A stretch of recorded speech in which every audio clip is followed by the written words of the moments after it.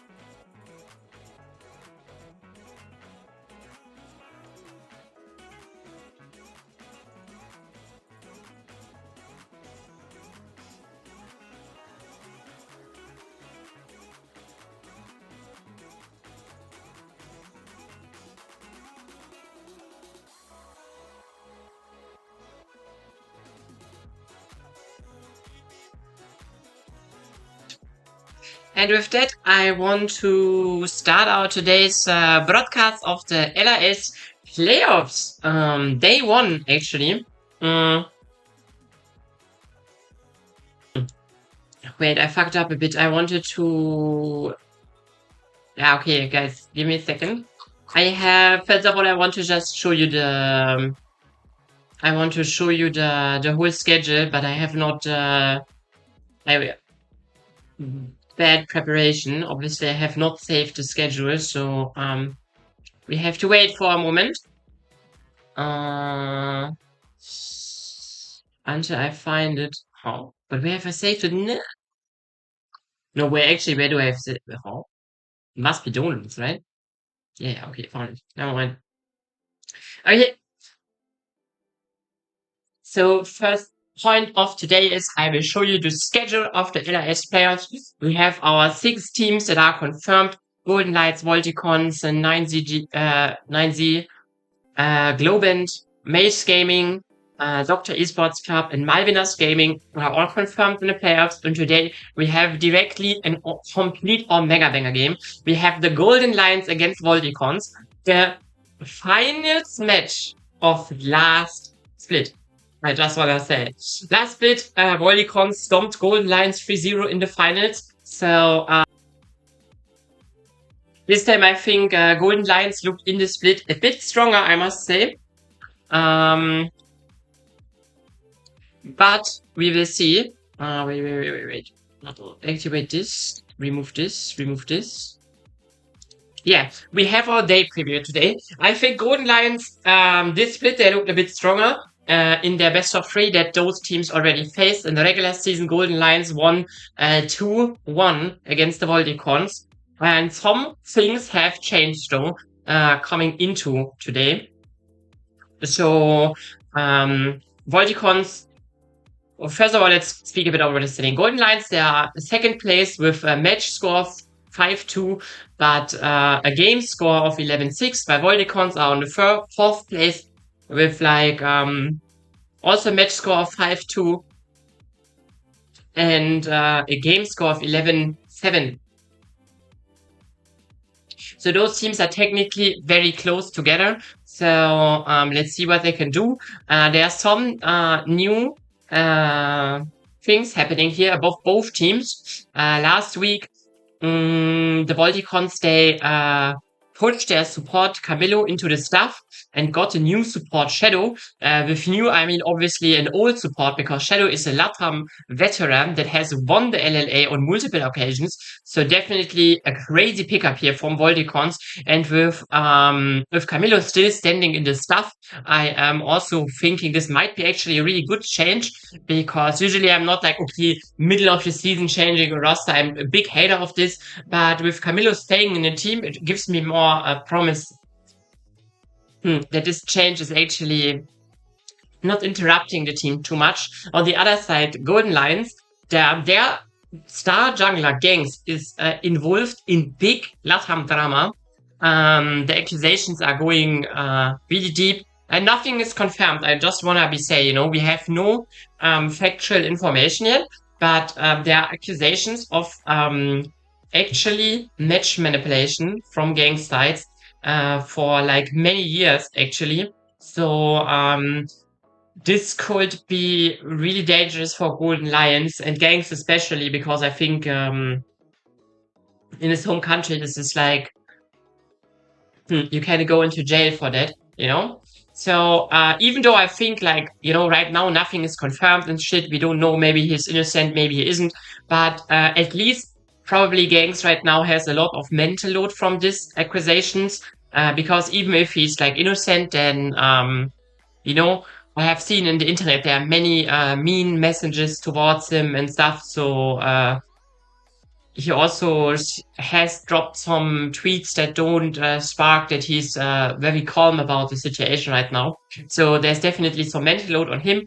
But let's hope let's hope he's innocent, and let's hope that that he can perform today.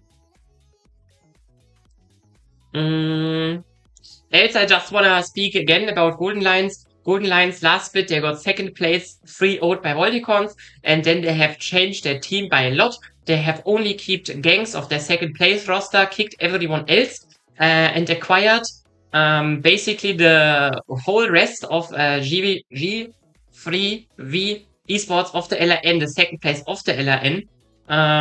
So that makes Brian, PQuest, Scenario, and Cersei. They also have the substitute of Self joining them in, that has played some games this split already, and looked also quite, I would say, helpful, looked relatively good.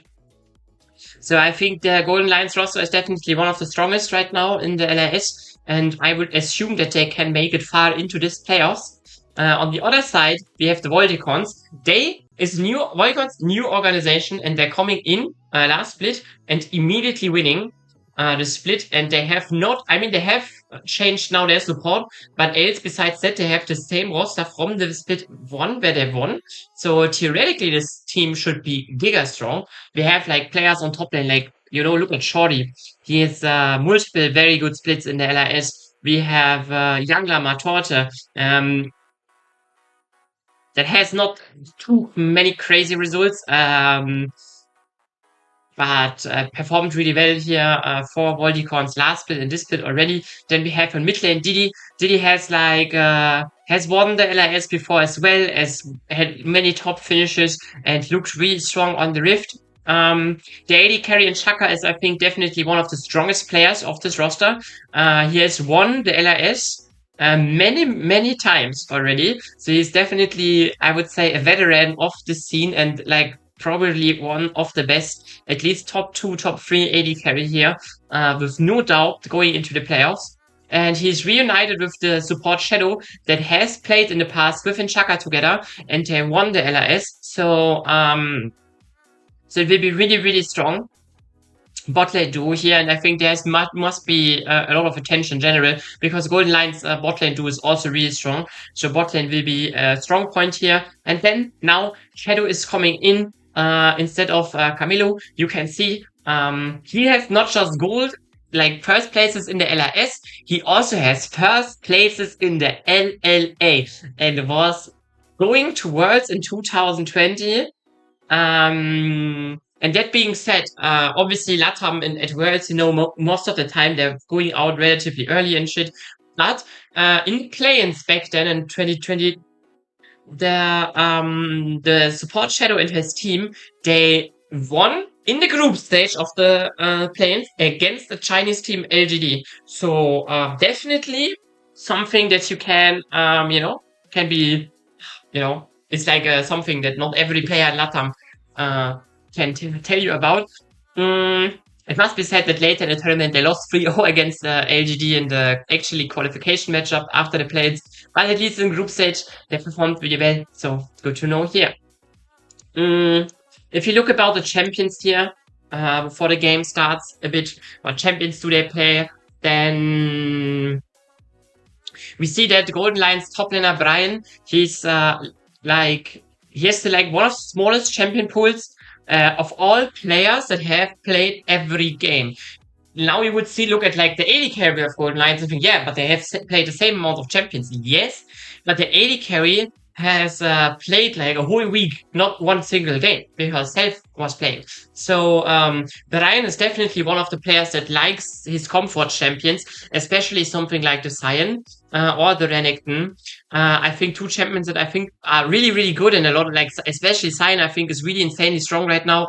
Not a lot of teams are prioritizing Cyan, so I don't have a big issue with Golden Lions doing that. But now with going into the best of 5, there's definitely a world where we see Brian forced to be peaking something that he hasn't shown so far.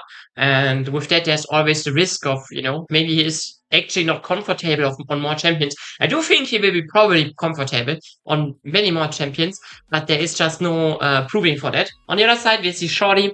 Shorty has there's nothing crazy to say, all champions that he has shown so far are more standardized. I don't think there's anything missing so far where I say, oh, this you have to, that you have to really have. So, good Lions top laner. I think Brian, the only thing that he has also shown, I think, all the champions that I consider the most important. He hasn't picked Gnar yet, so maybe, that will be a weakness, but let's see. On the jungle department, we have for Golden Lions Gangs. Gangs has played is one of the players with the most different champions ever. Most of the champions he have shown, he has only picked once, only 4 champions he have picked twice. So there is a lot of potential here for crazy stuff. It must be said that Gangs has played basically every champion that is meta right now, and some crazy champions like, for example, the Nasus. And the Belveth, champions that we usually don't see. Also a Pantheon jungle game. Oh no, this is more standardized. Never mind. I'm lost. Matorte on the other side, he's a Lee Sin main. I love this because I think Lee Sin is highly undervalued right now, especially yesterday we have watched the Brazilian Tier 2, the CD, where they have never picked really a lot of Lee Sin. Day 1, and I think Lee Sin is just giga broken. You should pick it, and Matorte is definitely it's 6 games on it. So I think Matorte Lee Sin is the player with the champion that got played the most. There's no other player with a champion that he has played 6 times. So Matorte definitely, you could even say it's maybe a Lee Sin one trick. He has definitely played other champions, and a lot of champions that are high mechanics too, like for example Piana. And more champions that are also a bit niche, like Zahin. So let's see. On mid lane, we have 2 mid laners that like to play a lot of different champion, Piquez and Scenario and Diddy. Both mid laners have played basically everything that is meta, like the control mages, the burst mages. Interestingly enough, we see a Swain for Golden Lions that is something that is more niche, but no Anivia.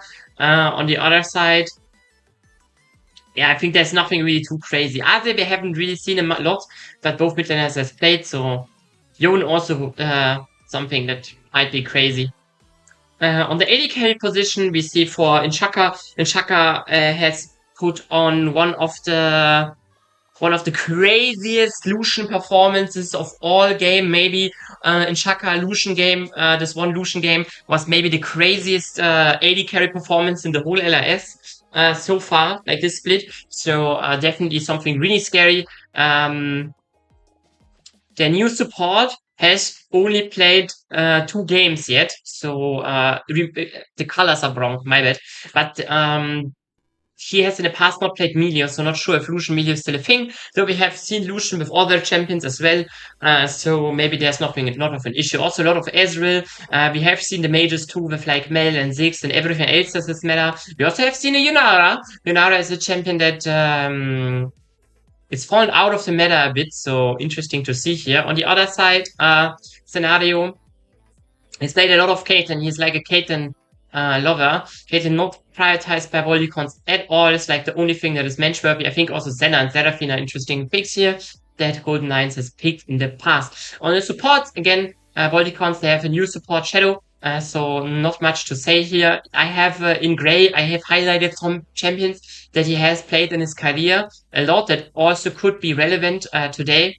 I think Tamkench is the most outliner champion here that I really think that probably won't be picked. If Shaka wants to play Senna, maybe we will see it, but else I don't think we will see a Tamkench support. Everything else is probably viable and could be an option. On the other side, the support of Golden Lions Xerxes, he has not played Camille. I think it's the only meta champion that is kind of missing from his champion pool so far.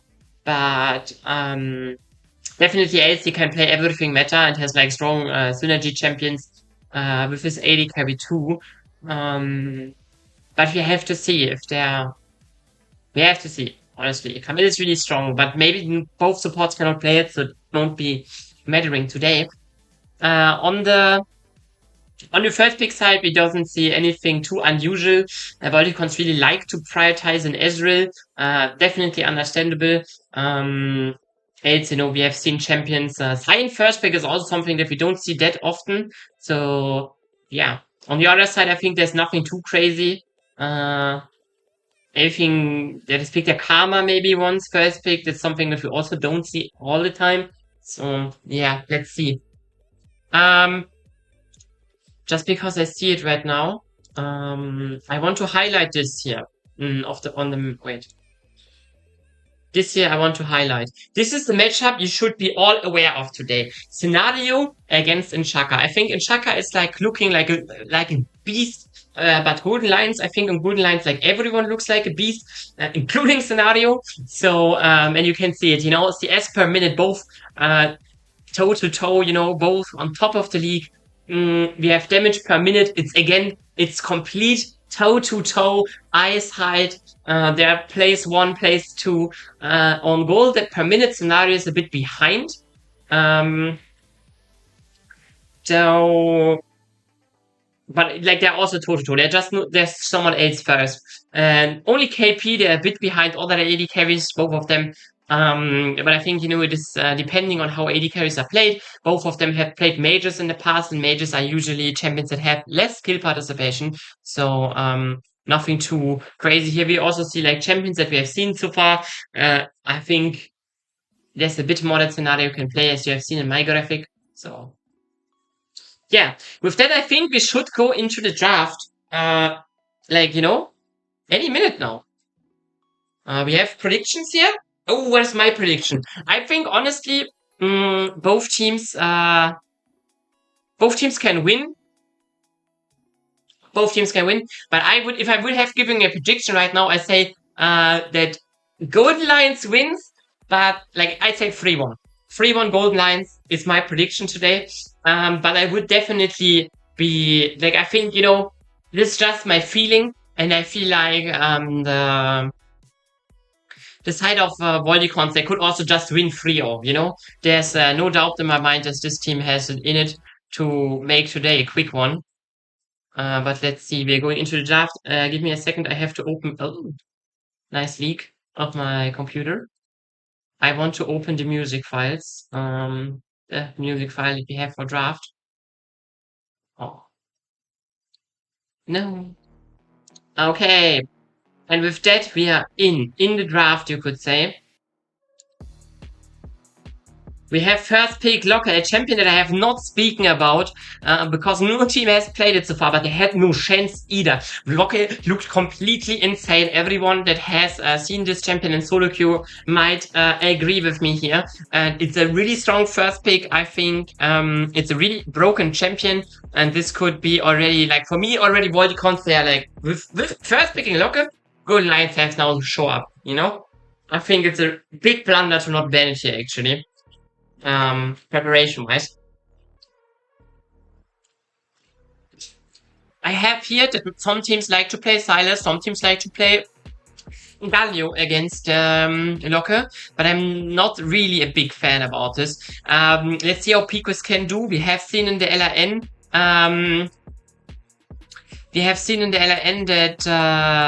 that the Silas won the mid lane matchup against Locke, so maybe there's potential there. Now it's also not too bad because you can stun this champion, so not necessarily the worst answers for Golden Lions here, but I still think, like, you know, the Locke champion is just so good. We see another Wukong hover here. I think Wukong is a really good pick here. I really like it. It's, I think, also really good against Silas. Works well together with the Locke. And it's really good against other junglers that are still there. Because, like, a lot of junglers are actually banned, you know? So, like, what are you picking? Xin Zhao? I think Wukong is really good into Xin Zhao. So, Ezreal now also secured. Again, we have seen in Shaka, he had, like, they have first picked this Ezreal 3 times, and there's a reason for it. And Shaka is a monster on this Ezreal champion. There's nothing really strong into the Ezreal right now that would be available. Maybe it could be scenario Caitlyn, you know? But they're picking Sion first now. It's a blind pick, would be a blind pick, but it's definitely not a weak blind pick. Oh, no. Deciding here for Trundle. Trundle, a champion that we have seen in jungle sometimes as a counter answer. I'm not necessarily liking him, though. He's not bad against Wukong, don't get me wrong. It's not necessarily weak, but I still would like... I would still like a champion like Wukong a bit more. Just because, yes, gives a bit more value for his team. Though I think, like, especially the pillar looks giga broken right now again. So, let's see. Bard banned now. A support that works well with and Shaka's Ezreal together. Shadow in his past has not played too much Bard, though. So, gets at least some respect there that I wouldn't have thought. Like, I thought when I made preparation for both teams, I thought, like, maybe the Bard, that Shadow is not playing Bard, could be a weakness. But since it's banned here, they must have more info. Leona now also taking away a champion that Shadow has played in his career many times. So definitely nothing too crazy. Let's see what else. We see Renekton ban here.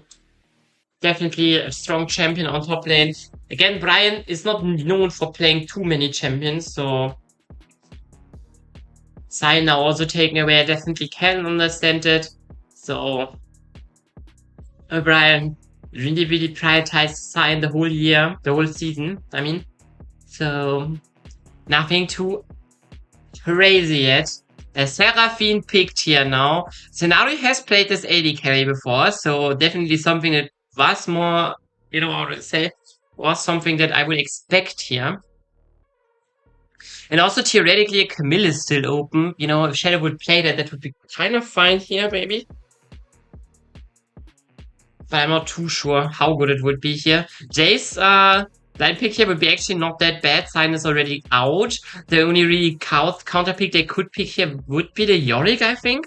Yorick really strong though. We have seen in CD yesterday, Vipo played the Yorick against an Jace of Zoan, and it looked like not funny at all. Like Vipo completely Goomba stomped here. So I think, technically speaking, this could be a very dangerous pick for a very dangerous blind pick here for Volticons that could backfire really hard. Doesn't have to be though.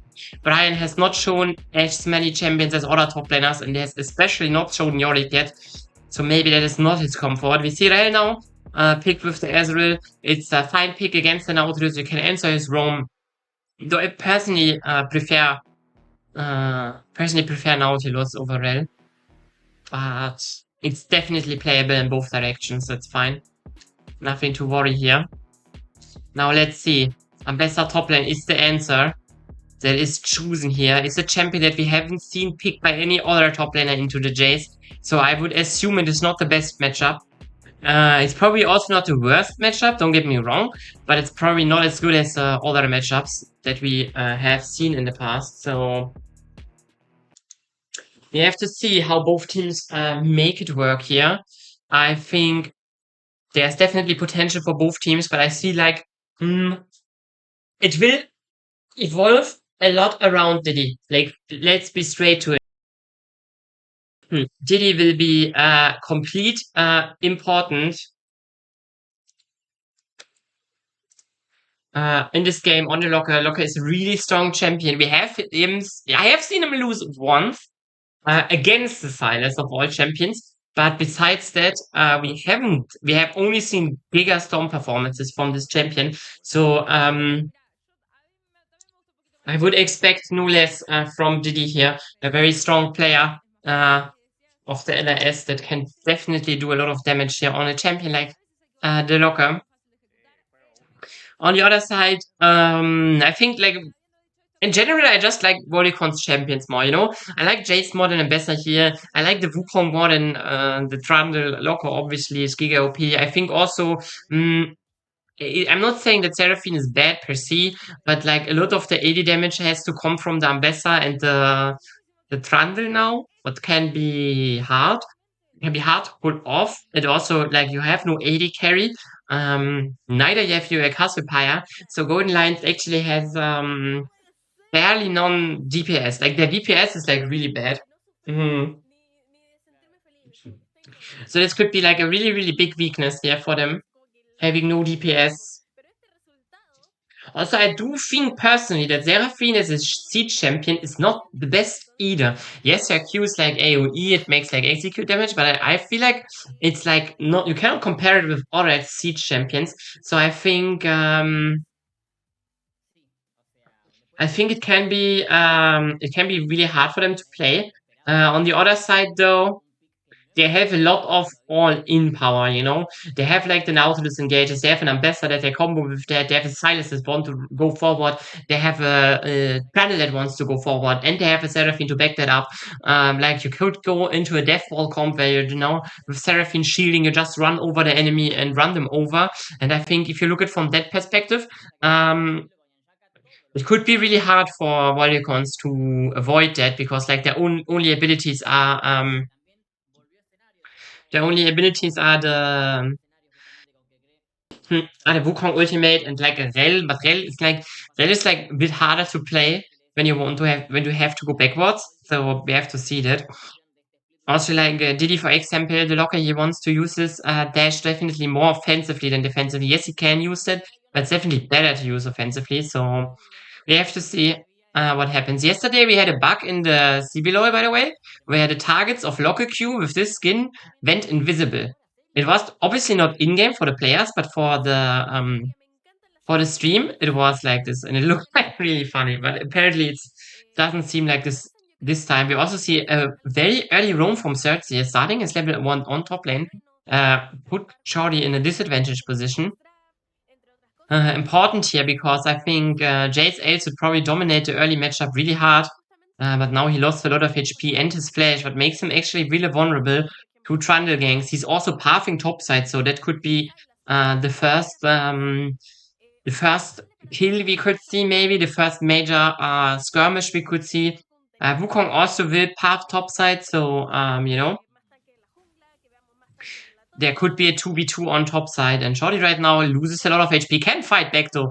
Like this is like exactly like imagine Shorty wouldn't be half-life just by the Nautilus roam, then he would be like full life and Ambessa would be half-life. So definitely doesn't look like too favorable in the early game for Ambessa. Let's see how the scaling does. It's a matchup that we haven't seen yet be played in the Latam or Brazilian scene, at least not when I watched. That must be said, you know. So, as we see also, Shadow is shadowing his jungler, Matote and Shadow, they're both on their way topside. Let's see if they can punish Brian in any form or way. It must be said he still has flash, but he could lose it now. Inshaka is low zoned off from the wave.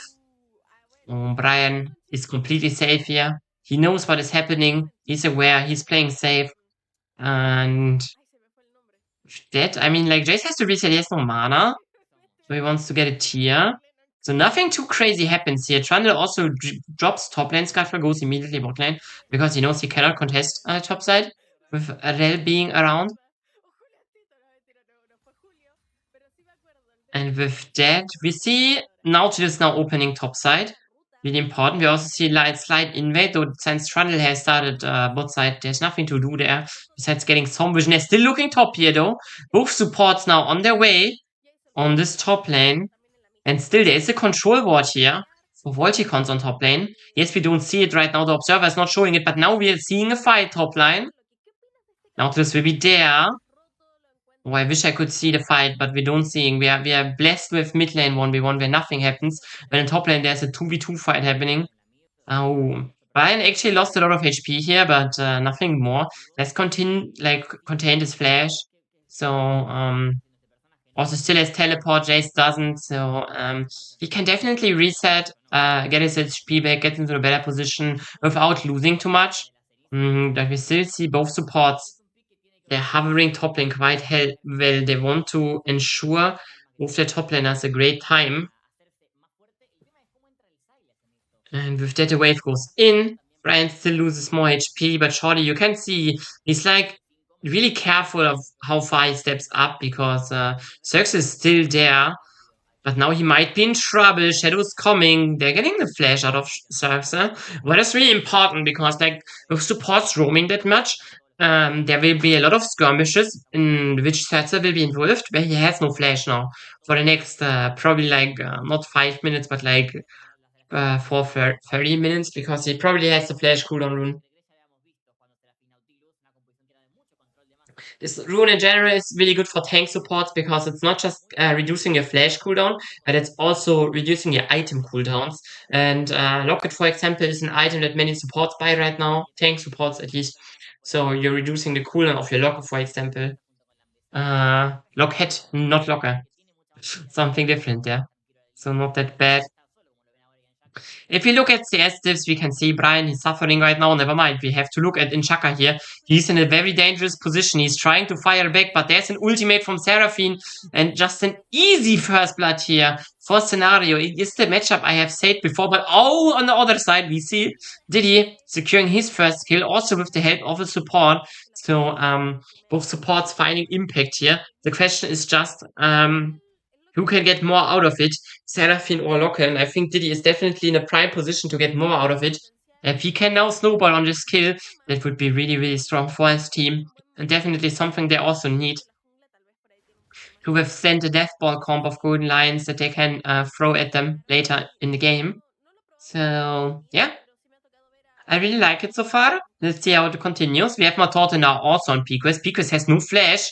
Ultimate is also there. Diddy goes forward now. This could be really tough. He's dying again. Diddy goes 2-0 now in minute 6. And it's a back-to-back kill for the poor PQuest on his Silas. He has no TP anymore either, so he will lose a lot of waves as well. And there's no real counterplay that good Lions can put on. We see Gangs is just farming his jungle. Maybe they can get a better position for this dragon now because like they have better reset tempo, like reset windows, but we actually see this here, but maybe this is just the first kill for Locker. He has no ultimate. Probably they won't contest it, but technically they could, you know? We have to see what Volticons is deciding here. They don't have the best position for it. They don't have the support, so I don't think there will anything happening. They're at least kind of spotting it. At least they're pinging it, so they're aware that it happens. So, fine for them. Fine for them. So,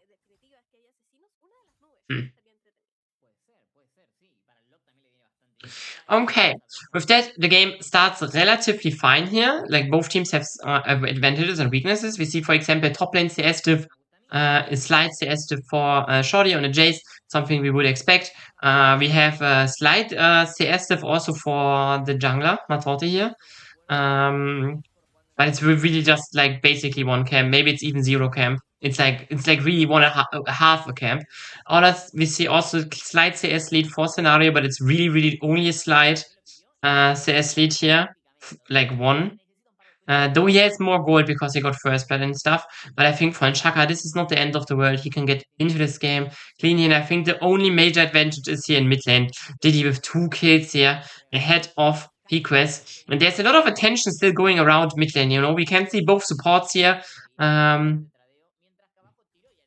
We also see Matorte at Grabs right now. Grabs usually an objective that I would say is like most games it's like not that effective. Oh, we see a lot of fighting here.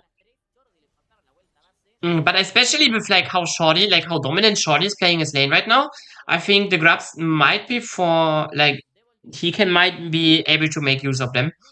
But would be really good. It's only 2 Grabs though.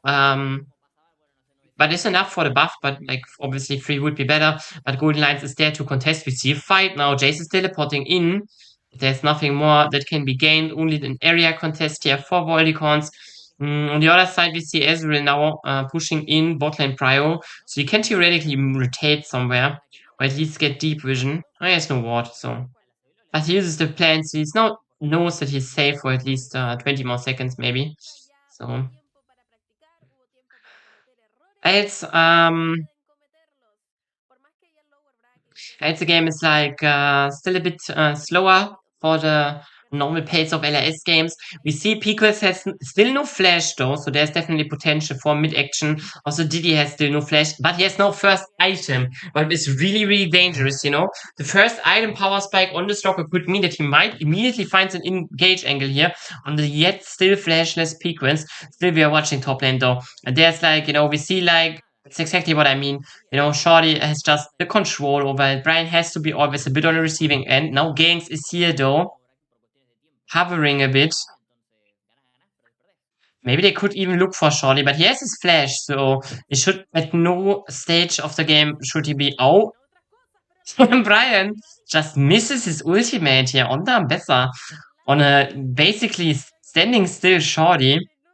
I don't think they could have killed them anyways, but still a bad showing here. Gives Shorty now the window to engage. But he loses a lot of HP as well. We haven't seen the trade. Now Diddy is coming. Oh. And there's no vision for Brian. He's playing very aggressive. Now Diddy comes in, gets an easy 3rd kill. And like, look at the damage that he already dealing. It was like so quick, so easy. Deals there like the missing like 500 HP. Just in an instant. And going 3-0 here on this local champ is really scary. And there's like something else, you know, that is really important to mention about Locker. It's not just that his damage is like really crazy. With his W ability, he's also really quick on the roams. Like, have you seen how quick he roamed mid lane? Like, Brian was not aware that this could happen and got like easy killed there.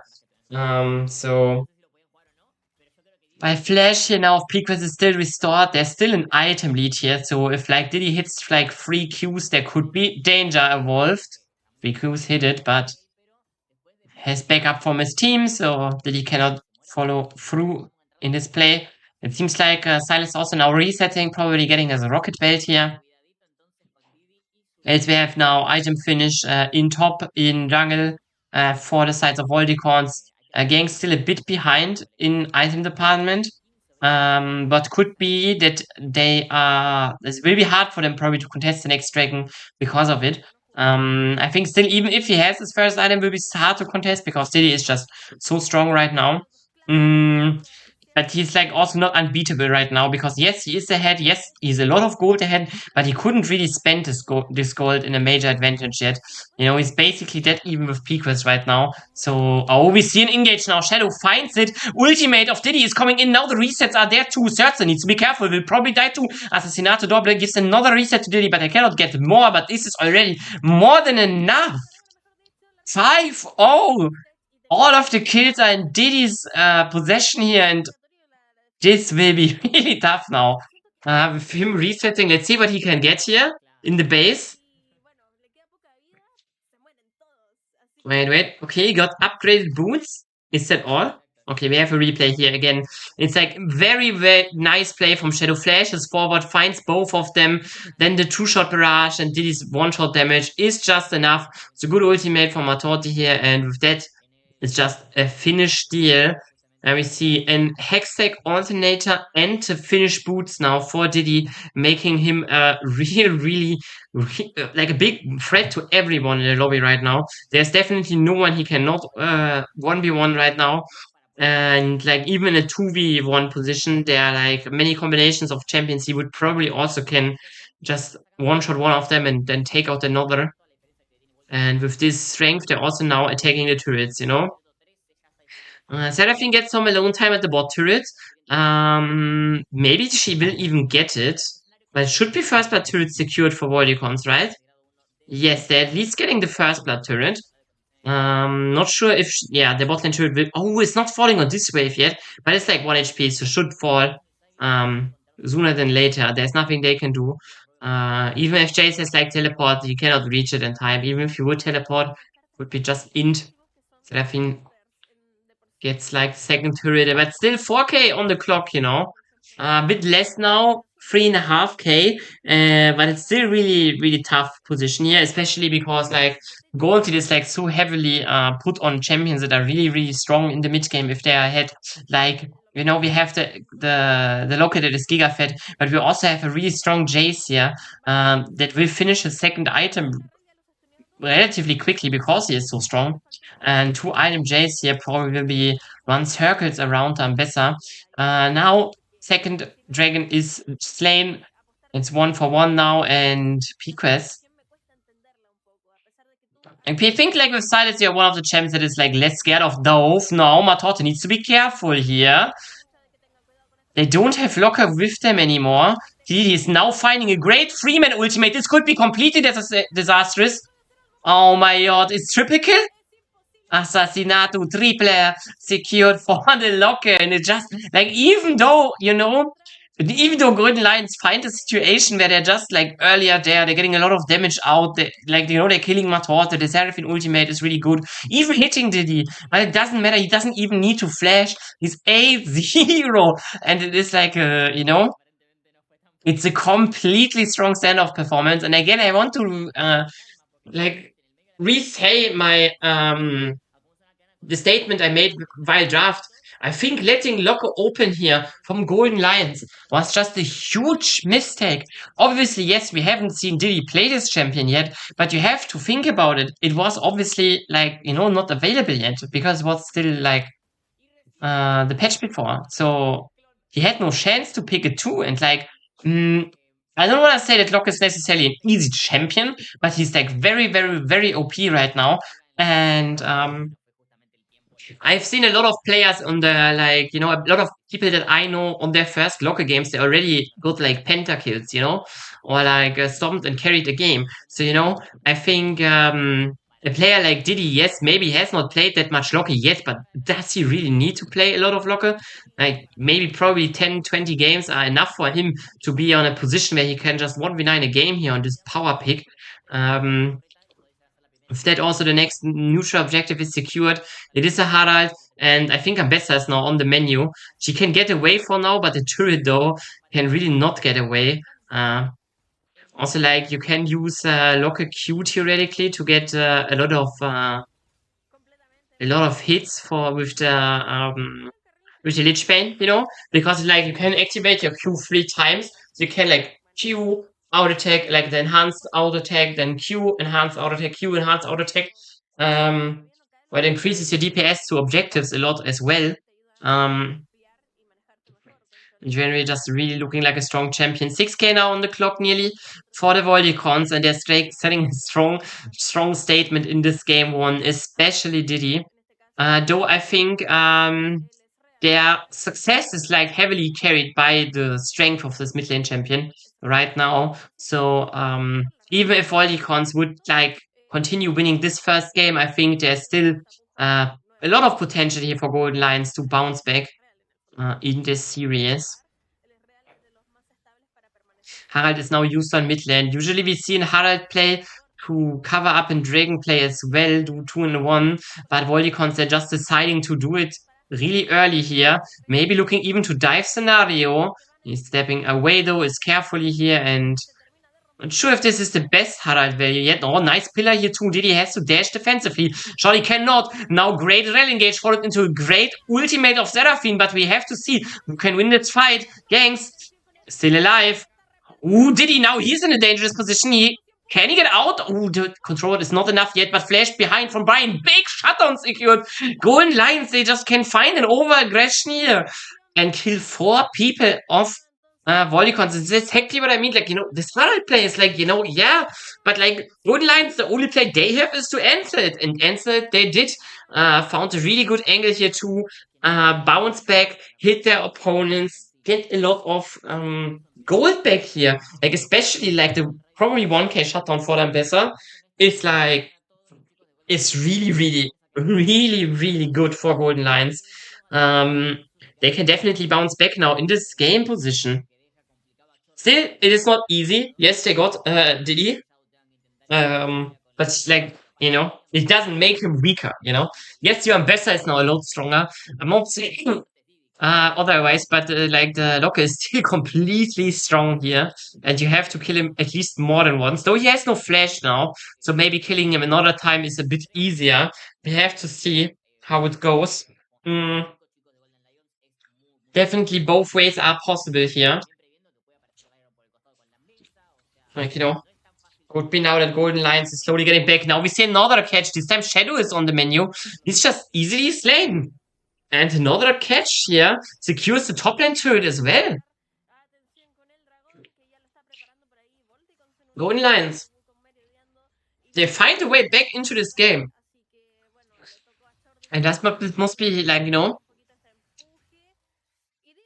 I think like, it's a really strong mental position here. Maturtado, still, yes, Golden Lions finds their way back into the game, but they're using a lot of resources, a lot of tempo topside.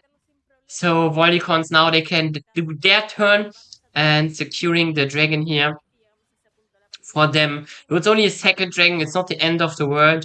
A second dragon also only gives like 5% additional resistances.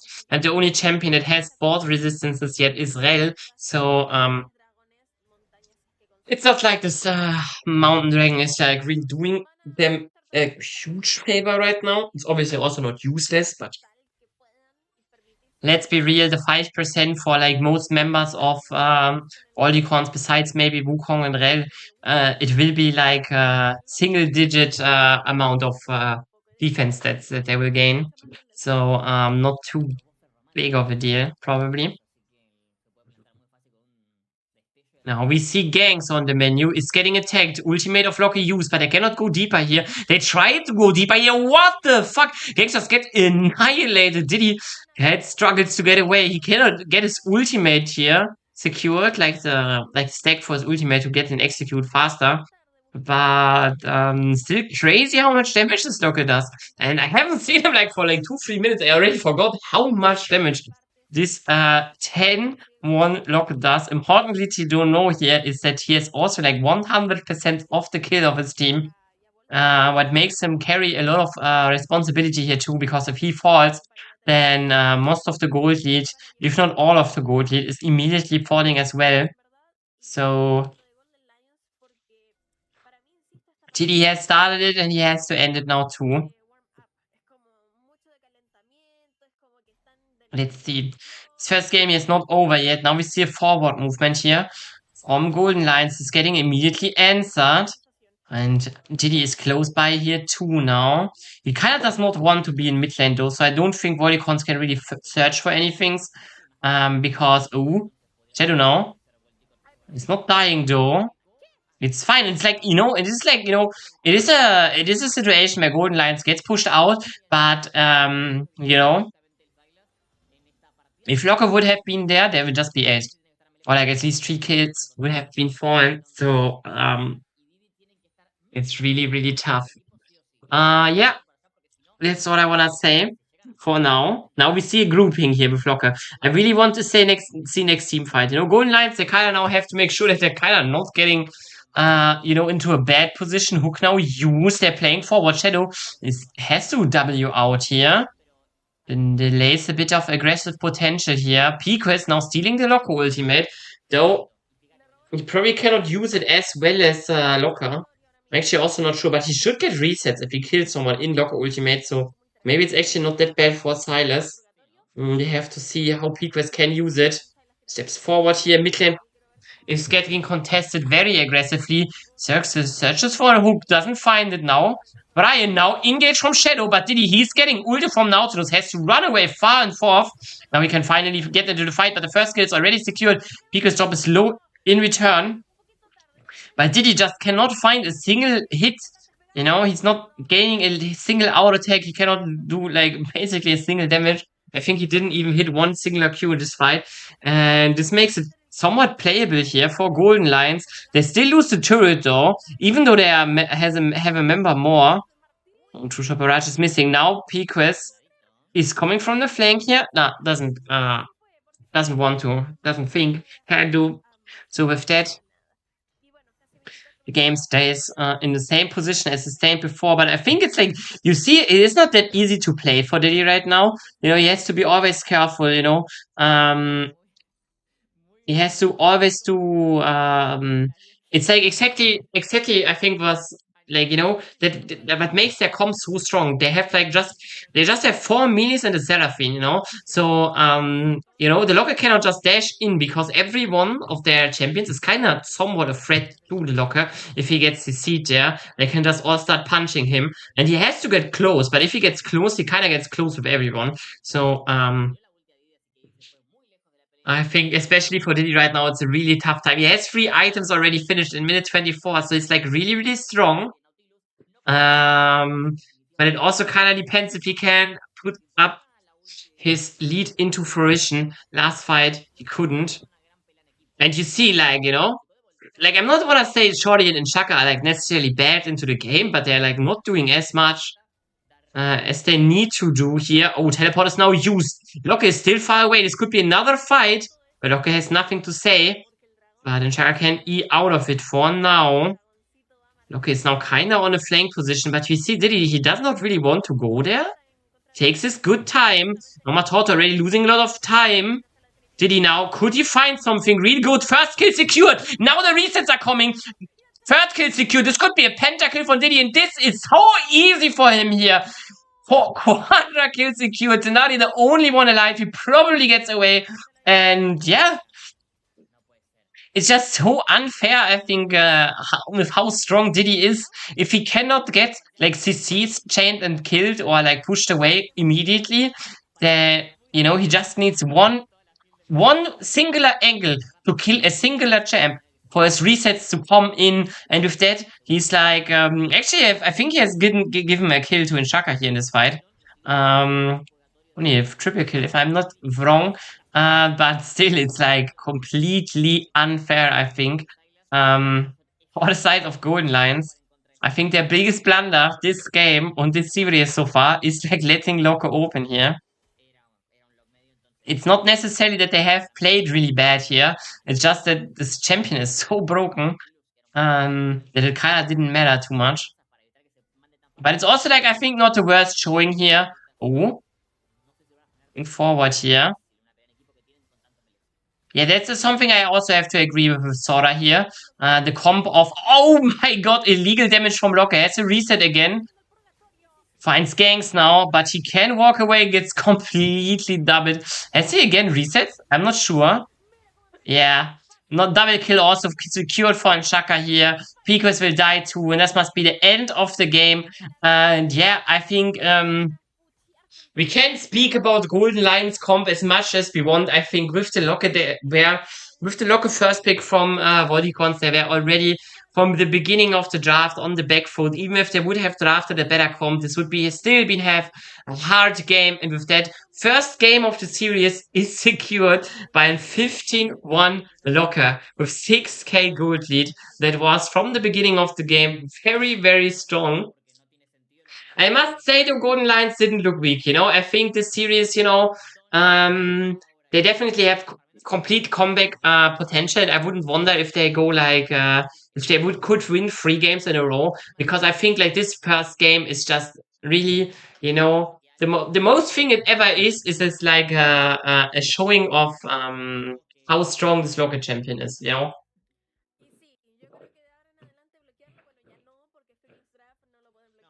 But must be said as well, with fearless being a thing, uh, usually these days, I think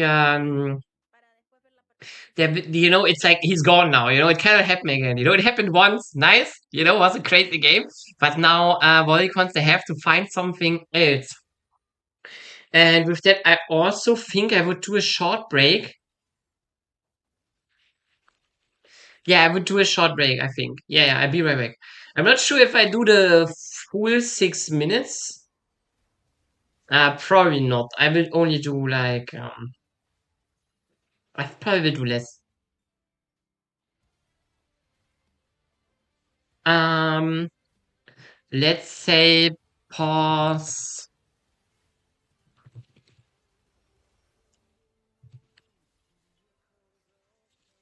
Yeah, I will be there 1 minute earlier than the clock. Ooh. Oh wait, this is not a clock. This is a clock. So yeah.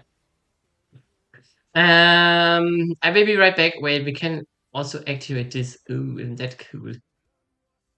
So we can see the wonderful sponsors of the LRS. If you ever need some hot sauces, Chamay Mega and Botanera. Really good. Here. Be right back.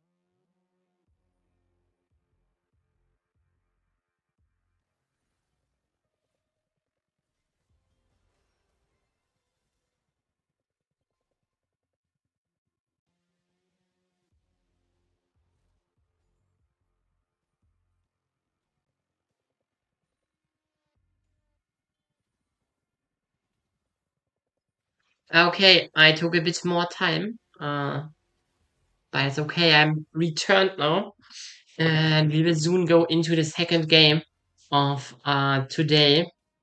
Not this one. Not this one. This one. Of our game, Volticons against Golden Lions. I just wanna say you again.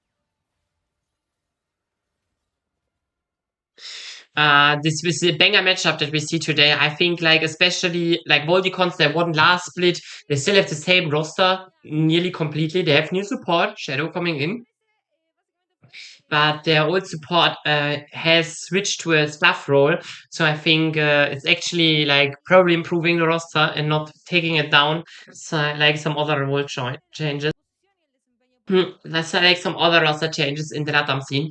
On the other side, we have Golden Lions. Uh, Wait, I have to make this a bit. Wait. Isn't that better? Yeah, I think that's better. On the other side, Golden Lions, their juggler gangs is finding themselves into a big LATAM drama. There are accusations of match fixing and bad manipulation. Um, right now we don't know if they are true or not, and I will not I will not give my opinion about the whole of that. The only thing I will say is that if gangs, even if he's innocent, I think with the like legal implications that this has, this probably right now has a lot of mental load on him. So I cannot tell you the only thing I can imagine is that like a player like Gangs, if he's innocent or not, or like, he will be probably having a big, it will have a big mental strain because there are a lot of negative comments about him in social media right now. And again, if he would be proven right that he has done those things in the past, then that would be really big thing because in Peru, if you do some things like that, like bet manipulation and shit, then you can definitely go into jail. So, you know, there's probably a lot of mental load. There's probably also a legal battle going on right now for him. So, tough for him. Anyways, wait. Yeah, this is a draft here. Champions that we have already seen is we have Golden Knights, they have played the Ambassador into the Jays. It's a new champion here. I don't think, Ambassador is the best champion that you can pick into Jays.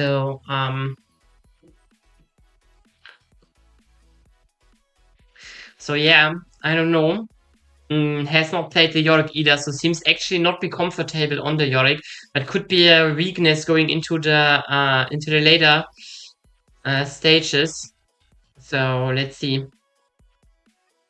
Other things we have seen so far, we have seen the Ezreal from Nshaka, a champion that he has played a lot in the past, is now out. Still, there's like something like Lucian Melia, sorry. Lucian Melia that could be picked here, that would be really strong. On the other side, botlane has picked Seraphine. One more of the niche picks of scenarios already out as well. On mid lane, there's nothing too much out yet. Sylas only once picked by their mid laner, and Locke not yet into the pick. But with that, sorry, I'm struggling. With that, we're going into the next draft, the second draft of the series. You have the fearless. Pick and bans there too. So everything is working as intended. We have Volticons on the first pick. Lee Sin banned away against Matorte. Definitely a classic ban here. He's like kind of Lee Sin one trick. Not a one trick, per se, but he's like definitely like a main, it's a favorite champion. So good to see. Banned away. On the other side, we have seen an Akali ban against Pequest, a champion that we usually don't see early ban. Also a Poppy ban, another champion that we don't see early. Let's see. Volticon's definitely a strong team, you know. If you consider that they have won also like first split with basically the same roster, you know. And I think Golden Lions they have shown signs of greatness, but they have also shown big weaknesses. Nafiri now first pick here for Volticons. I think Nafiri is a really strong champion, usually a champion that you handshake with the Lee Sin, but Lee Sin banned, so you cannot do that. There's probably nothing too crazy open here. Though Gangs likes to play crazy champions, has played Tran the last game, so maybe they have prepared something. Else I would just think there are a lot of high priority picks still open, like a lot of the battle mages in mid lane are still open. Yep, we see Cassiopeia here now secured. There are also like a lot of the great supports still open, great AD carries are still open, you know. Also for top lane, like something like Rumble that you maybe wanna pick blind is still open. Though I not like to see Rumble here necessarily. Let's see. Let's see what is decided here. They could pick a jungler, you know, but they don't have to. Again, Gangs has a lot of stuff to do. Karma is now secured. Wow, I like Karma a lot. Gives the bot lane of Golden Lions a lot of options. They could definitely pick like something like Caitlyn now that could be really strong, but also a lot of other champions. I really like the Karma pick here. Chat disagrees. Let's see. Let's see. Syndra Hubbard now. I think Syndra is especially good with the Nafiri together. There's a lot of potential that you can do, a lot of like one-shot burst potential. So I don't think it's necessarily that bad. It's also, I think, fine to Cassiopeia because you can keep her at range. And this would be a first for both teams if the Karma is locked in here. And I would really like this. This makes the Karma basically not as threatening as she was before. Because now you can just say, yeah, you can pick Karma and whatever you want, but we're just not playing the lane. Have fun. With a lot of mages still open, this could be a really good thing. Let's see what Golden Lions is now deciding to do and pick. Picking Xin Zhao here as a jungler, I think. Obviously, Xin Zhao is not the worst, but he's also not the best. And I think necessarily, like in all those games where like a lot of junglers are banned, I feel like Xin Zhao is always just the pick that you pick because it's not bad, you know? You always pick Xin Zhao because, yeah, okay, but Xin Zhao is not bad, right? So we pick it. There's never a moment where I think they pick Xin Zhao and I think, wow, crazy. Now they're going crazy.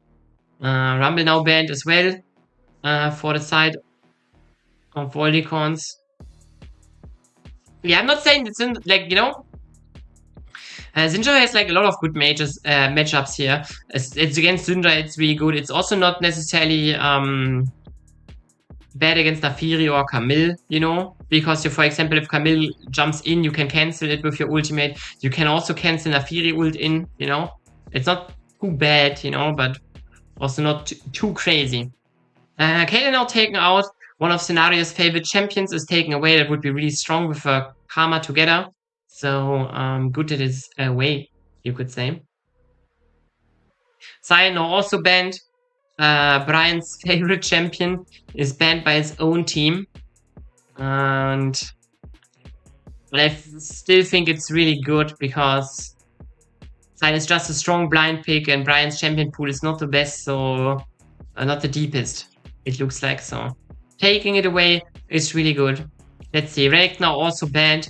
Brian's champion pool already actually like quite thin, you know. That's probably to play again something that he hasn't shown before, and I think his Ambessa was like only lackluster. Lucian is now picked with Karma. Two that we haven't seen so far yet. Not sure if I like it too much, but it's definitely it can have potential, but it, you know, it can also look quite weak. So technically, it could be Karma topping, you know, if you like, you know, if it set our like aluminium heads or tinfoil heads on the top, then we could say, hey, what if this is Karma top or mid lane, you know? What if? What if? But I don't think so. Jin is now secured for Anchaka. Usually a champion that I don't like that much. Is probably though fine in this lane here.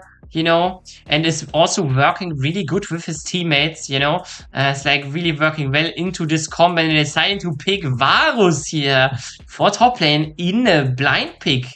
Crazy. Blind pick Varus. Wow.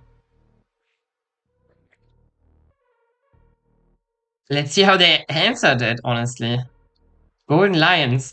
I mean, already Brian's champion pool is already like, it's already attacked so much. Let's see, he actually tries to pick the Yasuo here against Varus, a pick that we have seen in the LCS a lot. LEC, sorry. I think Beepo has revolutionized this champion pick, and let's see if Brian can perform on it. It will be probably very important for the success of his team, so yeah. I think in general, both teams have their strengths and weaknesses. I like generally Volticon's comp a bit more because they just have this, they just have all those pick and aggressive tools that you can use in the mid and early game to get an advantage. They're not necessarily crazy in a 5v5 late game team fight, but they're also not necessarily very weak at that stage. But I think with how games are usually played in the LRS and LRN, or in general in LATAM, I think this is a really good position to be in. On the other side, Golden Lions, they have a bot lane where I think, yeah, but they're both really aggressive in the early game, but they're not really fitting too well together. Still, I think, in general, I think Golden Lions have a strong front to back comp with the 4 champions besides Yasuo. And now they have to, now you have to think about it, okay. What are we doing here? Can we get this Yasuo ahead? Because I think if Yasuo is not getting ahead, this will be a really tough game for them. It will be like a lot about the Yasuo top lane, If he's like Giga useless, I think this game is automatically really hard to play for Golden Lions. And the thing is obviously it's with all, if I don't know, if Cassiopeia goes 0-10, then it's also would be really bad. But I think Yasuo is one of these champions where he's so volatile, it is so easy to shut him down. So there's big potential here for Volticons to set him down, but there's also big potential for Brian here to prove us wrong, maybe it's just coming on a stage today with his Yasuo and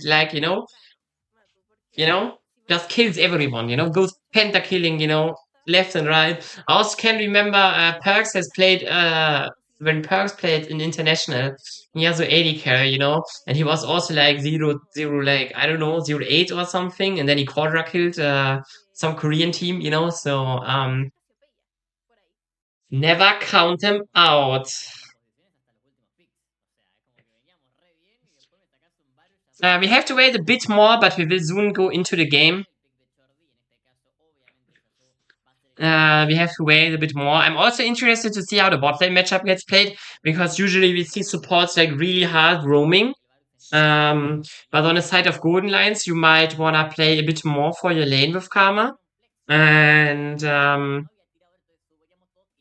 the other side, the Camille, yes, you can roam, but is your Jhin then not getting, turbo dived and turbo zoned from every minion? But it's also if Camille stays in lane, is she not just getting out poked and stuff? So yeah, I think there's potential for Golden Lions to win this, though I would think Volticons have a better combination of champs. I like their draft a bit more, but again, this is just personal preferences. Both teams they have tools, they're attackable at multiple positions, so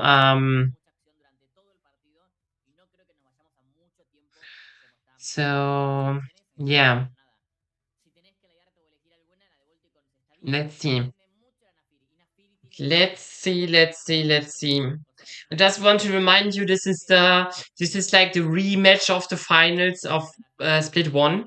Volticons against Golden Lions already faced off in the finals, though. Golden Lions has a remade roster.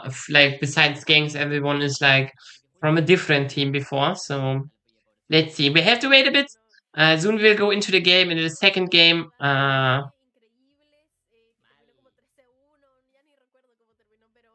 Yeah, I agree with you, Sora. You know, if Golden Lions really want to win this game, they have to bet on their Yasuo. Um, right now we have to wait for the game to start, so we have to wait. Game will start soon, so yeah, but I think I think Varus is also one of these champions. You know, he got nerfed a lot, so he's not that oppressive anymore. He's still oppressive, but in the end of the day, he's like an immobile AD carry or top lane. You know, so there's definitely potential. Also for the side of Golden Lions to just influence their top lane matchup positively with jungler, with maybe a Karma roam as well. Um, Usually Karma is not the strongest champion as a roamer, but if she just realistically, if she's just running with shielding herself and running at Varus and Eing and Wing him, it's possible. Apparently we're going into a break, but what are we watching? Is this game one? Yeah, it's game one. Okay. Yeah, we have a short break, as you can see. Yeah, Renekton was banned though. They cannot pick Renekton if it's banned. So Renekton might have to be yeah, Mundo, I think, but Mundo will be is it? I mean, it must be playable against Varus, no? Because you can just avoid because if Varus ults you, nothing happens, and you can just run him down. But again, I think Brain is like is like the top laner here in the whole league with the weakest champion pool. So so I'm not sure if a player like Brain is really how do you say that familiar with a lot of different champions, like champions in how do you say champions like in Irelia, for example. Passante? We can't we have pause. Wait, let's get into this, no? Passante was played. Passante he could have played. Jax also open could have been not too bad.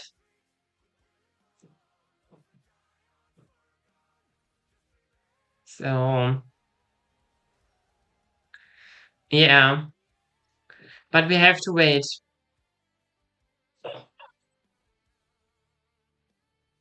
We have sadly a pause.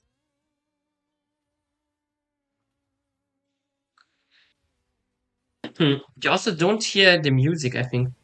Now you hear. Listening a bit to Pentakill, we have to wait, sadly. There's a pause.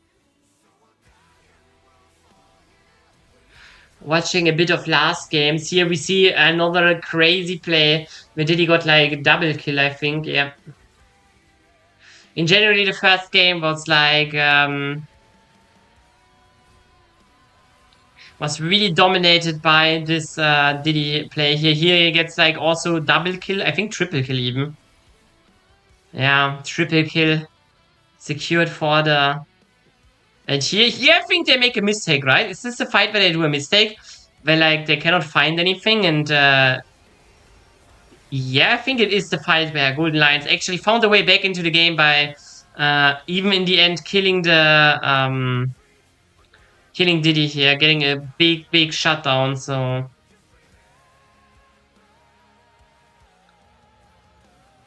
but after that I think here they get another catch, and I think after that the Volticon squad just bounced back with their lead of their fat mid laner. Here we can see. No, this is another fight that they lose because Diddy cannot get a single Q out of. Actually, got a single Q out of it. This is the first fight they win. Here Diddy is coming from the flank. A lot of CC is used, but not on him, so he can just completely clean it up. Basically kills 4 people completely on his own, and Chaka secures like this one, but yeah. Really tough. Really tough. Here we can see they just clean it up. And I think with that they also won the game here. Again, we have to wait a bit more. I think, if I'm not wrong, the pause timer for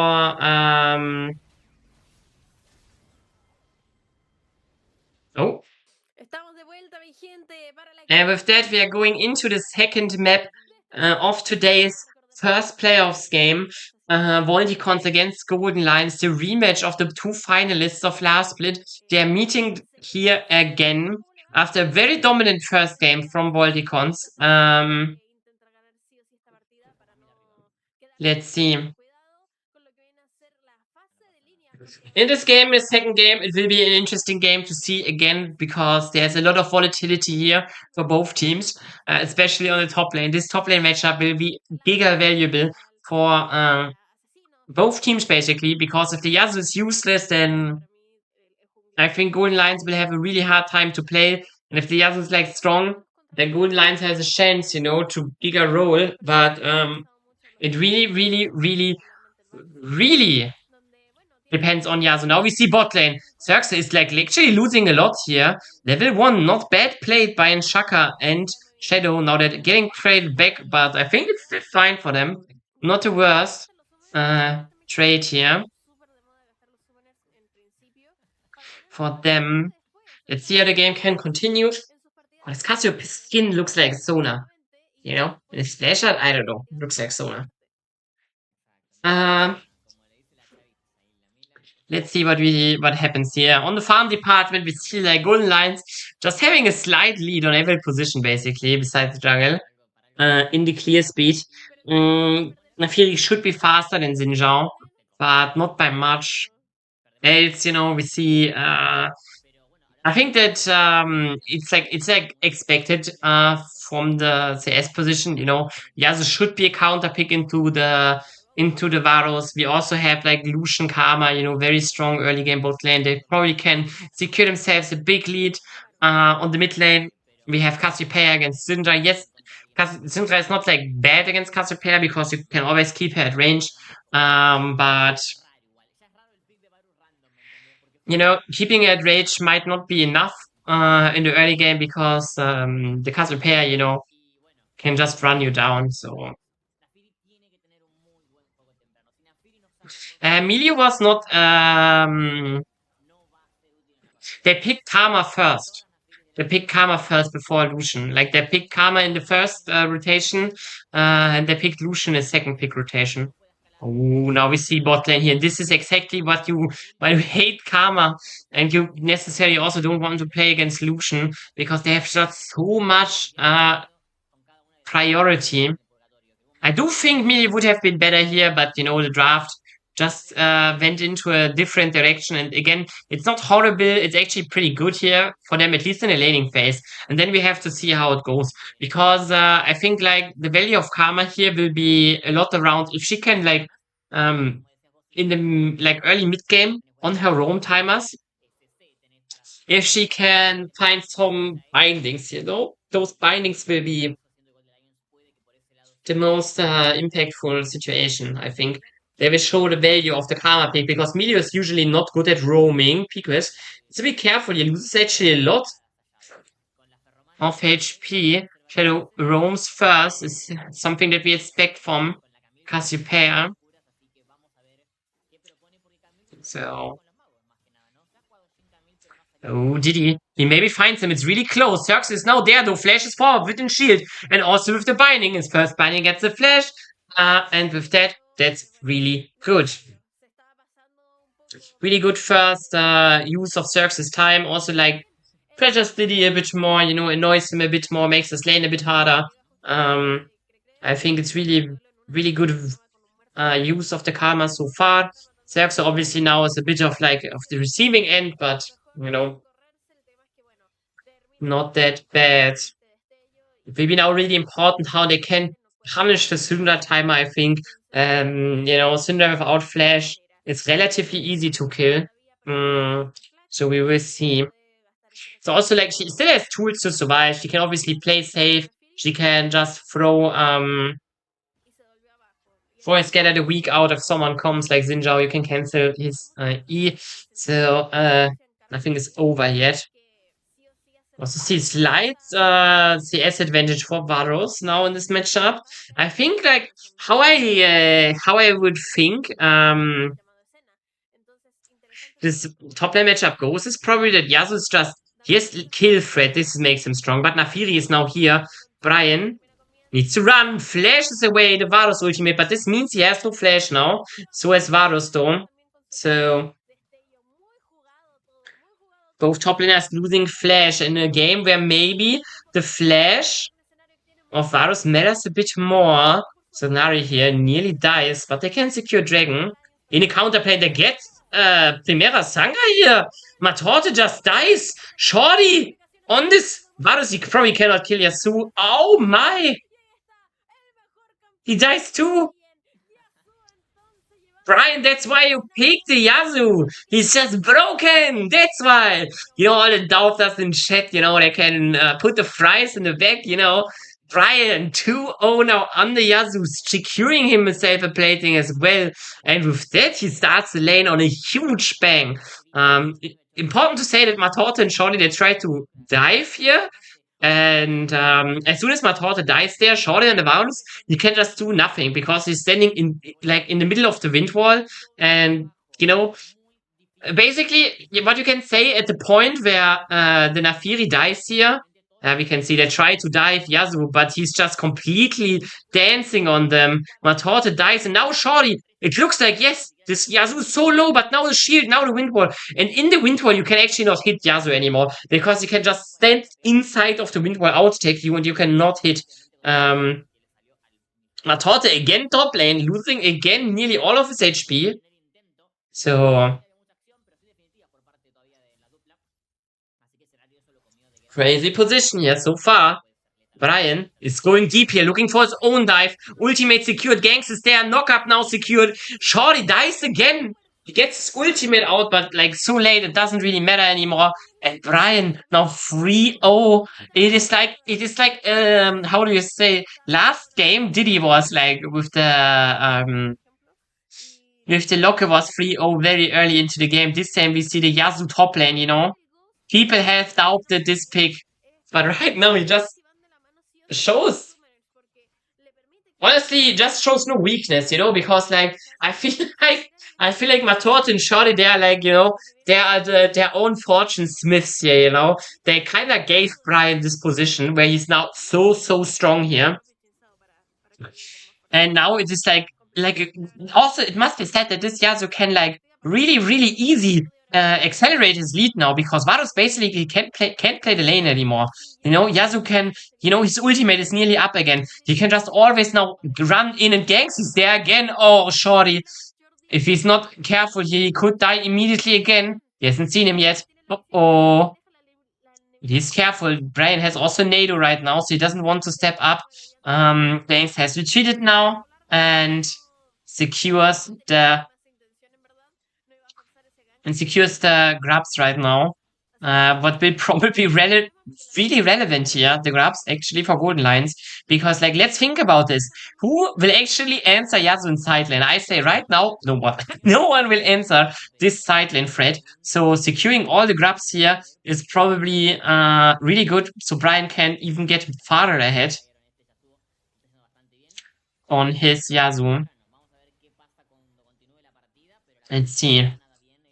The game is not over though yet, but there's a lot of potential to bounce back as soon as the first items are secured. But you also see ganks, He's taking camps away from the Naafiri. He's playing really far forward here. Uses his top prio a lot to just go in.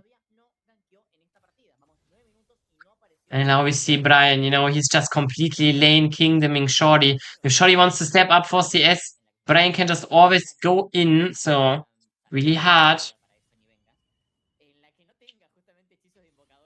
Let's see. The rest of the map is relatively tame though, but also we have to see there's slight advantages everywhere for the Golden Lions. They are not that big, but they are there.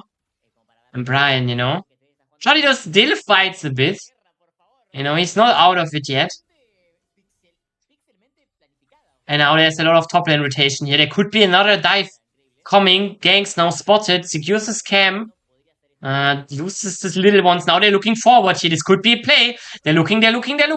Brian has not stacked his Q yet.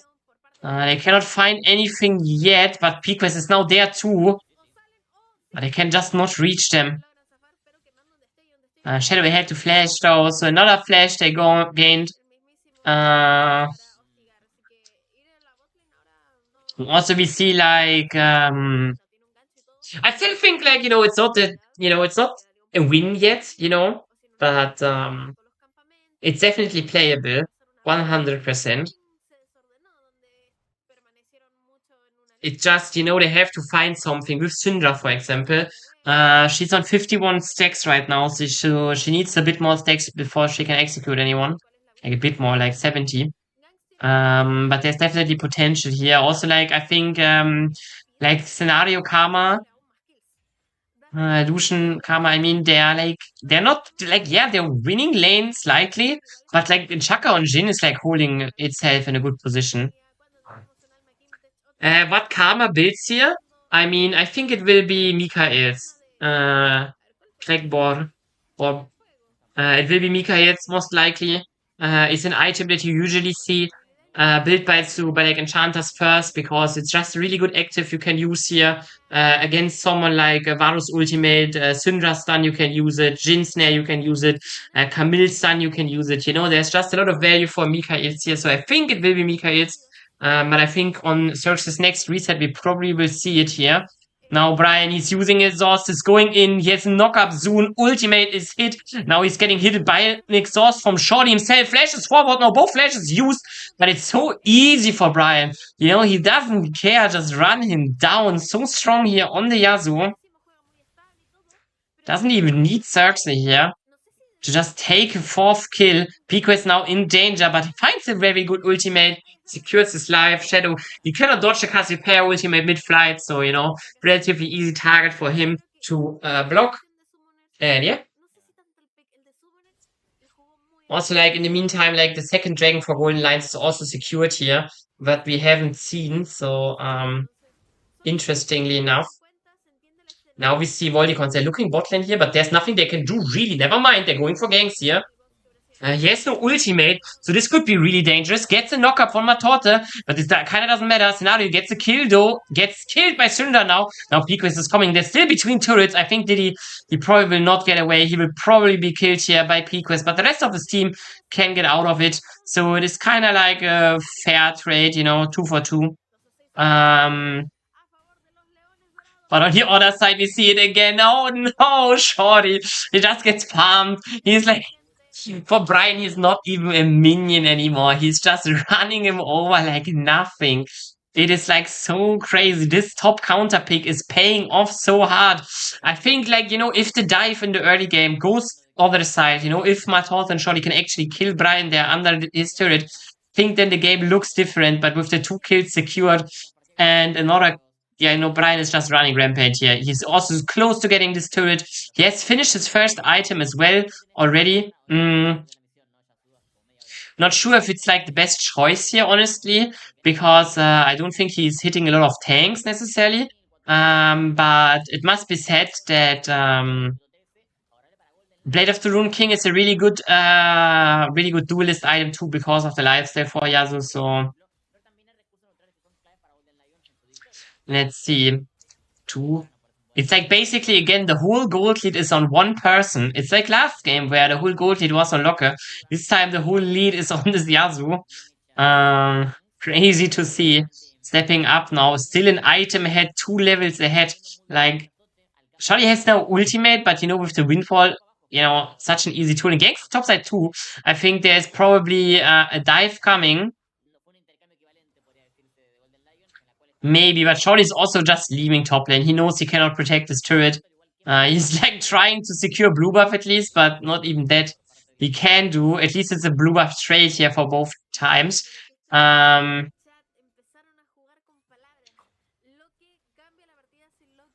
So, let's see.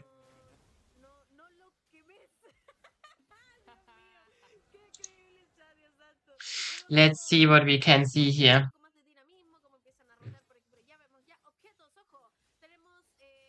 First turret secured. Next dragon is spawning in 120, so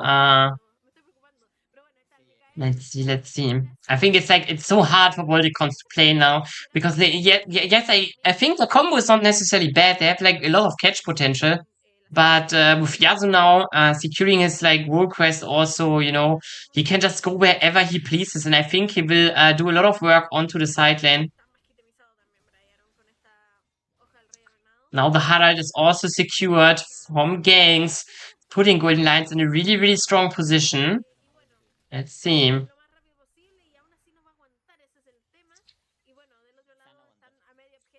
I think, this next dragon, should be an easy takeover for Golden Lions because they can use Yasuo now to secure the position. They can also use the Harald to secure the position. So they have a lot of potential here to, just get the dragon. And, a Dragon Soul, a Hextech Dragon Soul would be actually really good for them, I think.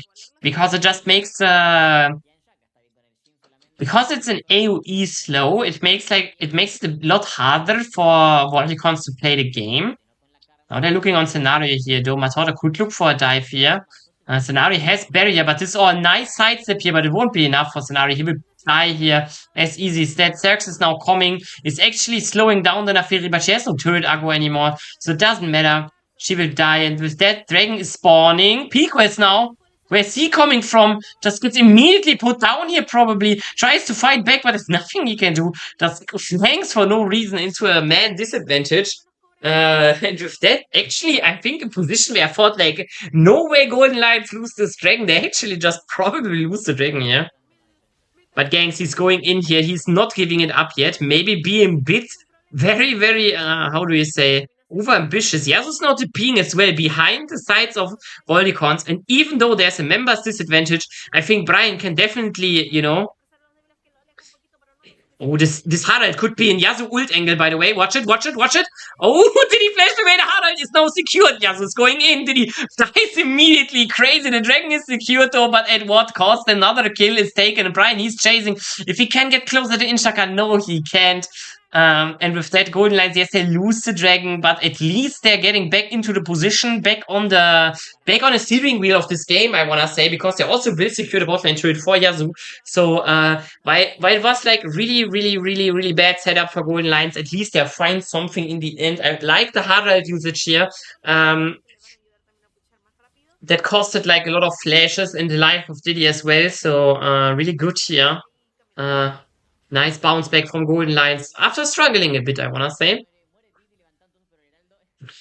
But with that, the game still looks hard. Also, I just want to remind you, if you're not a regular viewer of League of Legends or a player that plays a lot of League of Legends, Yasuo gets double the crit, Yasuo passive just says, yo, you get double the amount of crit. So that means that Yasuo only needs 2 crit items to get 100% crit.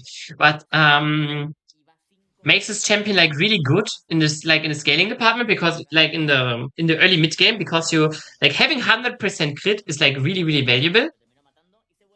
So getting it 2 items earlier is insanely strong actually for a champion like Yasuo. So he has already shield bow secured, but makes him a bit more sturdy. We'll probably go in Infinity Edge next. So let's see. Turret now secured for bot lane. Shorty is so far behind here. 2 levels still. 3k gold as well. It looks so pathetic, I want to say. Ay. But again, I think Volticons, they're struggling. But they're also not hard losing anymore. The Yasuo, the Yasuo is so strong, he could just run everyone over, but he hasn't. He hasn't. For the last 5 minutes, he has not run anyone over. So this is I think a really good it could be worse for Volticons. On the term of being worse, Ganks is now getting attacked here, but uses the ultimate. Matota has to flash, but then he's coming in. If he can get in range, this could be devastating. Now uses his wind wall, another flash secured. Scenario nearly killing Shadow. And if that, only flashes are dropped here. A lot of them actually. We have Varus flash, Nafiri flash, we have Camille flash, and a flash from P-Quest. So a lot of flashes are going out here. And one thing I want to mention here, because the Nashers just spawned, both teams have like really good Nash DPS. So especially Golden Lions, they have insane Nash DPS now. So they could always just immediately eat the Nash. You know, if there's like, if Volticons is showing like 3 members bot lane, and Yasu's top side or has TP, you know, they might as well just one-shot this objective. Right now, it doesn't look like it though, because Volticons actually are securing the area. They're probably aware of the possibility of an early Nash now. Not hot and gangs, they're trading blows here. But Golden Lions right now getting the better vision position here. Yep, they can secure and hold their vision. So good for them. Let's see. Dragon is also spawning in 1 minute. Last Dragon went to Volticons after they lost a lot of members in unexpected catches. Now, this time it's different. Diddy is the one that gets catched first. And with that, this Dragon and the Nash both are attackable now for the side of Golden Lions. Let's see what they're trying to do here. I think they wanna go Nash because like Yasuo he has no TP actually. He cannot come there. So this is maybe a bit risky actually. They have to be aware that there can be contested here. Let's see. They are aware though. Now searching for a re-engage and Shaka losing a lot of HP. Gets away now. This is like actually really good for the Jhin here because yes, he loses a lot of HP, but he can now ult and is not in danger.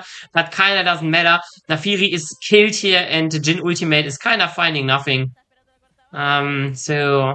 And Yasuo gets a turret bot lane, so really good sequence from Golden Lions here. They're finding the re-engage, and now they're doing Nash again, but this time it's even harder for the side of Volticons to do anything. They have no jungler tools, so stealing is also not an option. So this will be probably relatively easy secured here for the side of Golden Lions. And they're also in time for Dragon still, I think. Like they're slightly late, but I think with the Hextech portals, it's like easy to get there. Let's see also if Yasuo gets his third item here. No, he didn't. GG. Still a bit away from the Infinity Edge. If he gets Infinity Edge there, then I think this game would be probably already going to be over.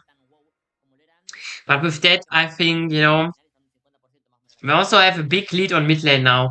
GD is like only on 1 item, while the Cassiopeia has now 2 items and also only like 1.5 minutes more for her Rod of Ages to be fully stacked. So it's only 1 minute actually. Really crazy. Not hot now finding a flank though, but with Karma ulti, you can just run away. But they're securing mid lane priority and probably the mid lane turn. Mid lane turn still relatively healthy, so probably won't get it. Oh, Brian is on a flank here. Goes in 1v4. This might be far too deep. Let's see if he can survive this. Find an ultimate. He's adding shutdown though. Big shutdown for Shorty, and there's nothing else they can get. I think he just thinks he survives longer, deals more damage, or his team is faster. They can at least get Shadow in the return. Toto also goes far too deep. So the dragon will probably fall, but I think this is a big blunder here from Brian. Though I still think like Golden Lions is getting the best out of this situation. They're getting Dragon probably, they're getting Midfield probably as well. So it's like not too bad for them, you know, but I think like what Brian did was just, you know, it was giga blunder here. Especially like giving 1k gold to the Vados, you know, the champion that was basically useless. Now is like somewhat, he's obviously not back in the game and there's no way he's ever fighting Yasuo again in his life. But like, it puts him in a position where he can do something again. Now Ganks is on the menu. Gets Camille ultimated. Can not get away here. Gets just killed and like Golden Lions. Oh, nice. Mikaels here. Was really quick. I think they're doing blunder after blunder here a bit. It doesn't put them in a horrible position. You know, the blunders aren't big enough. And Volticons are also not capitalizing on them. Too good. But at least it hinders them to accelerate the game faster.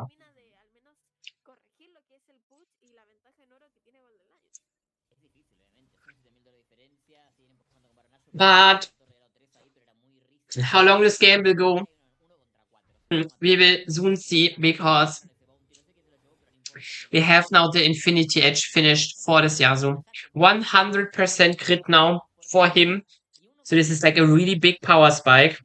Ooh, Zerx is getting in here. He's running away relatively quick now. Snare's hitting.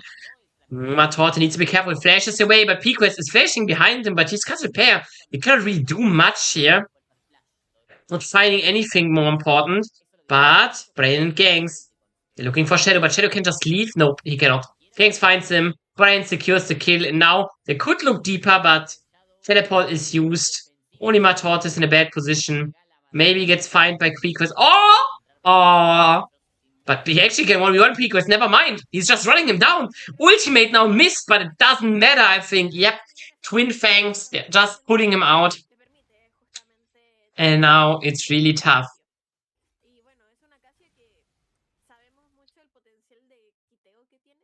I think, like, because, like, someone said, like, about the series. If you have the series in mind, I think both teams are basically equal, but they're kind of carried, like in both games, because one of the solo laners is just going Giga Goomba Fett mode, Like, I think Golden Knight's not playing this perfectly, but they're kind of like carried by the fact that Brian just, has a free lane, after he like gets 2 kills there. And then they're like accelerating out of that so much that it's kind of hard to play for Volticons. Like game 1 was also like this, Like the game was just easy because Diddy now Piquest just gets taken down. There's also the teleport coming. It is the Yasuo, but he could find himself in a dangerous position. He immediately needs to flash. Now goes forward again. Shadow's there too. Matorte too. He's now in the Camille ultimate. There's nothing he can do. Brian dies again. Ay. Oh, Scenario is now on the flank. This could be a really good position still for Golden Lions. Again, there are still a lot of gold ahead. It is just a bit unfortunate that Brain is just seems to throwing it a bit.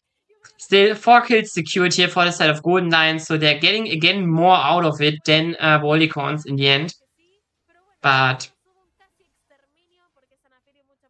it's definitely not the cleanest League of Legends that we have ever seen here from Golden Lions.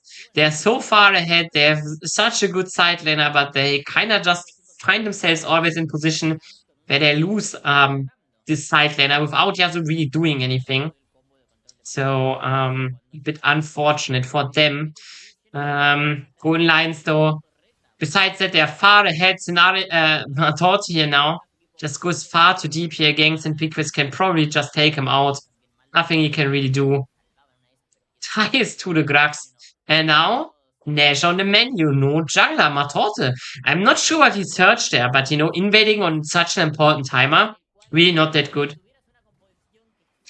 Matorte generally on this Naafiri has not a great game. This must be another Nash for the side of Golden Lions. That's Nash they couldn't really use because Brian just got caught, But let's see. Maybe they can use this Nash a bit better. We see that at least bot lane is pushed here. Shorty is that pushing bot side out. So Golden Lions can only threaten like 2 lanes, but this might be enough. Now Diddy is finding a combo. Scenario is firing back with his ultimate down. Now Shadow is in the backline, but he's like 1v2. There's nothing he can do. He gets taken out.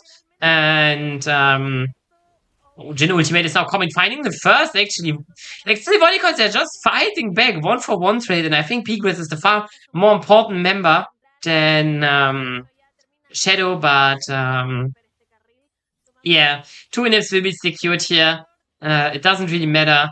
There's again no one that can answer Brian, and they also had to reset after getting a kill onto Cassiopeia, but delayed them their tempo. This could be an end angle here, actually.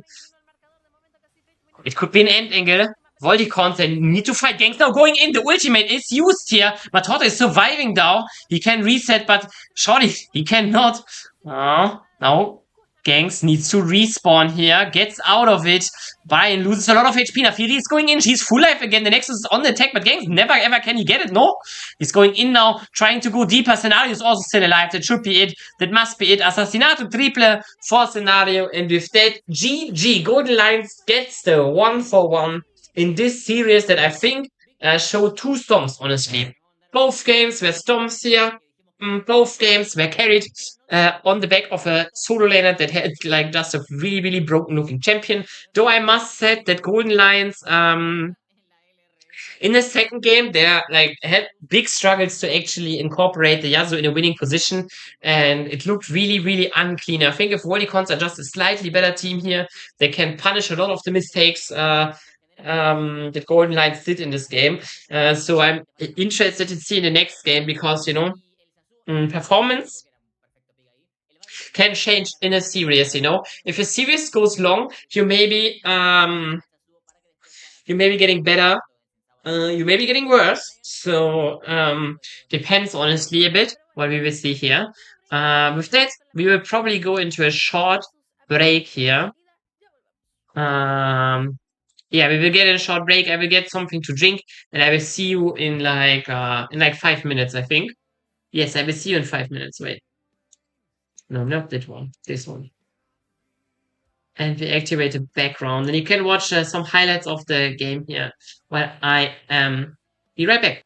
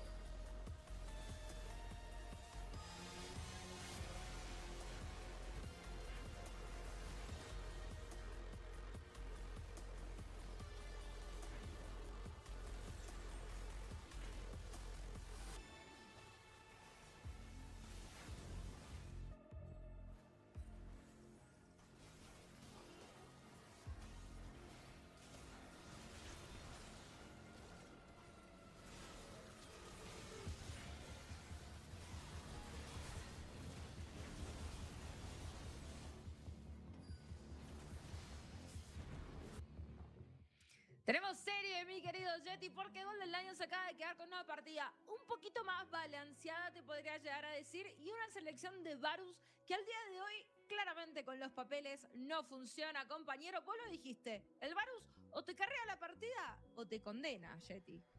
Sí, no, y la verdad, a ver, a mi criterio como que la quisieron cancherear un poquito, dijeron, tapa un Varus, o sea, porque no tiene mucho sentido en mi opinión, y lo decía Mato también en el sentido de la com, ¿no? Pero generalmente tú picas el Varus temprano en el draft para que el rival te lo contraseleccione en bot o te lo mache y después la pueda sacar un counter a ese pick. Pero aquí lo sacaron en la parte inferior del draft, ya como... Oh yeah, sorry, I'm a bit late. Era el top laner porque ya habían piqueado el I have returned.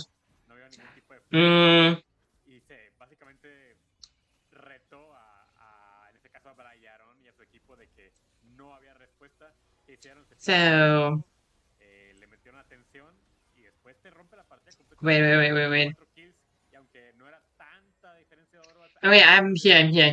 There's a question asked if Golden Light. The thing is, we don't know yet. Cuando hay tanta discrepancia en top, se empiezan a mover, There's some big drama around the jungler ganks here for Golden Lions. Though we don't know yet if how do you say? We don't know yet if Golden Lions ganks, if the drama and allegations are true. That we don't know, and we also don't know if they are true, what Golden Lions will do. You know, that's something we cannot do.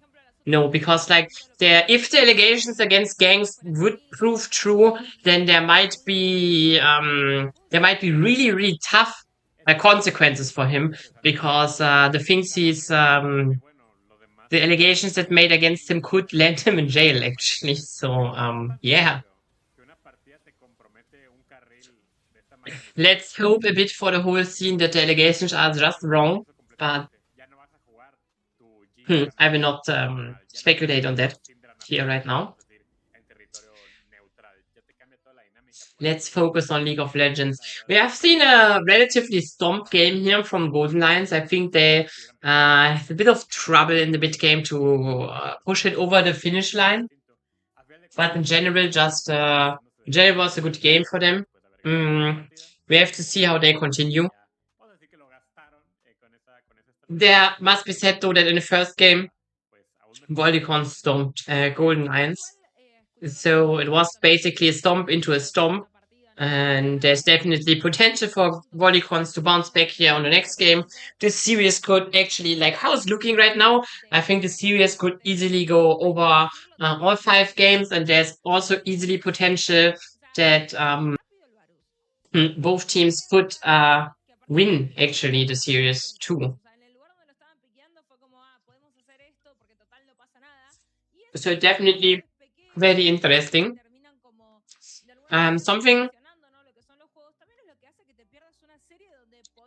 Yeah, no, we have to wait. I'm especially interested in seeing Shadow perform in the future because he has picked the Camille here. I don't think his Camille game was completely terrible, but it's also wasn't that great. I think Xerxes played a lot better on the Karma. But he and top laner of Golden Lions, Brian, they both have like I think like the question mark, the champion codes where I have the most question marks in front of me. So it will be interesting to see how it continues. It will be interesting to see how they can continue here, both of them. Especially Brian, because at least Shadow, we know that he has played a lot of champions in the past, you know? We don't know how Shadow is into it, you know? So we have to see, you know? But Brian already has shown this split that his champion pool is rather thin. Has now picked Yasuo that he hasn't picked before, and he looked quite good on it. At least in the early game. The later game stages, he had some issues. So let's see how it continues. There's a lot of potential, at least. There's a lot of power, a lot of potential. Here we see the drafts, the champions that are out already. I think Especially the jungle is always interesting here because I think jungle right now is a pool where like there's only a handful champions that I would consider Giga Measure, and they're kind of already gone. Like, you know, there's no Wukong anymore, no more Xin Zhao, there's no more Nafiri, and we have seen Lee Sin, Jarvan, they were banned every game so far, you know, so we will probably not see them as well. There's still a Nocturne open, so I would assume Nocturne could be played soon.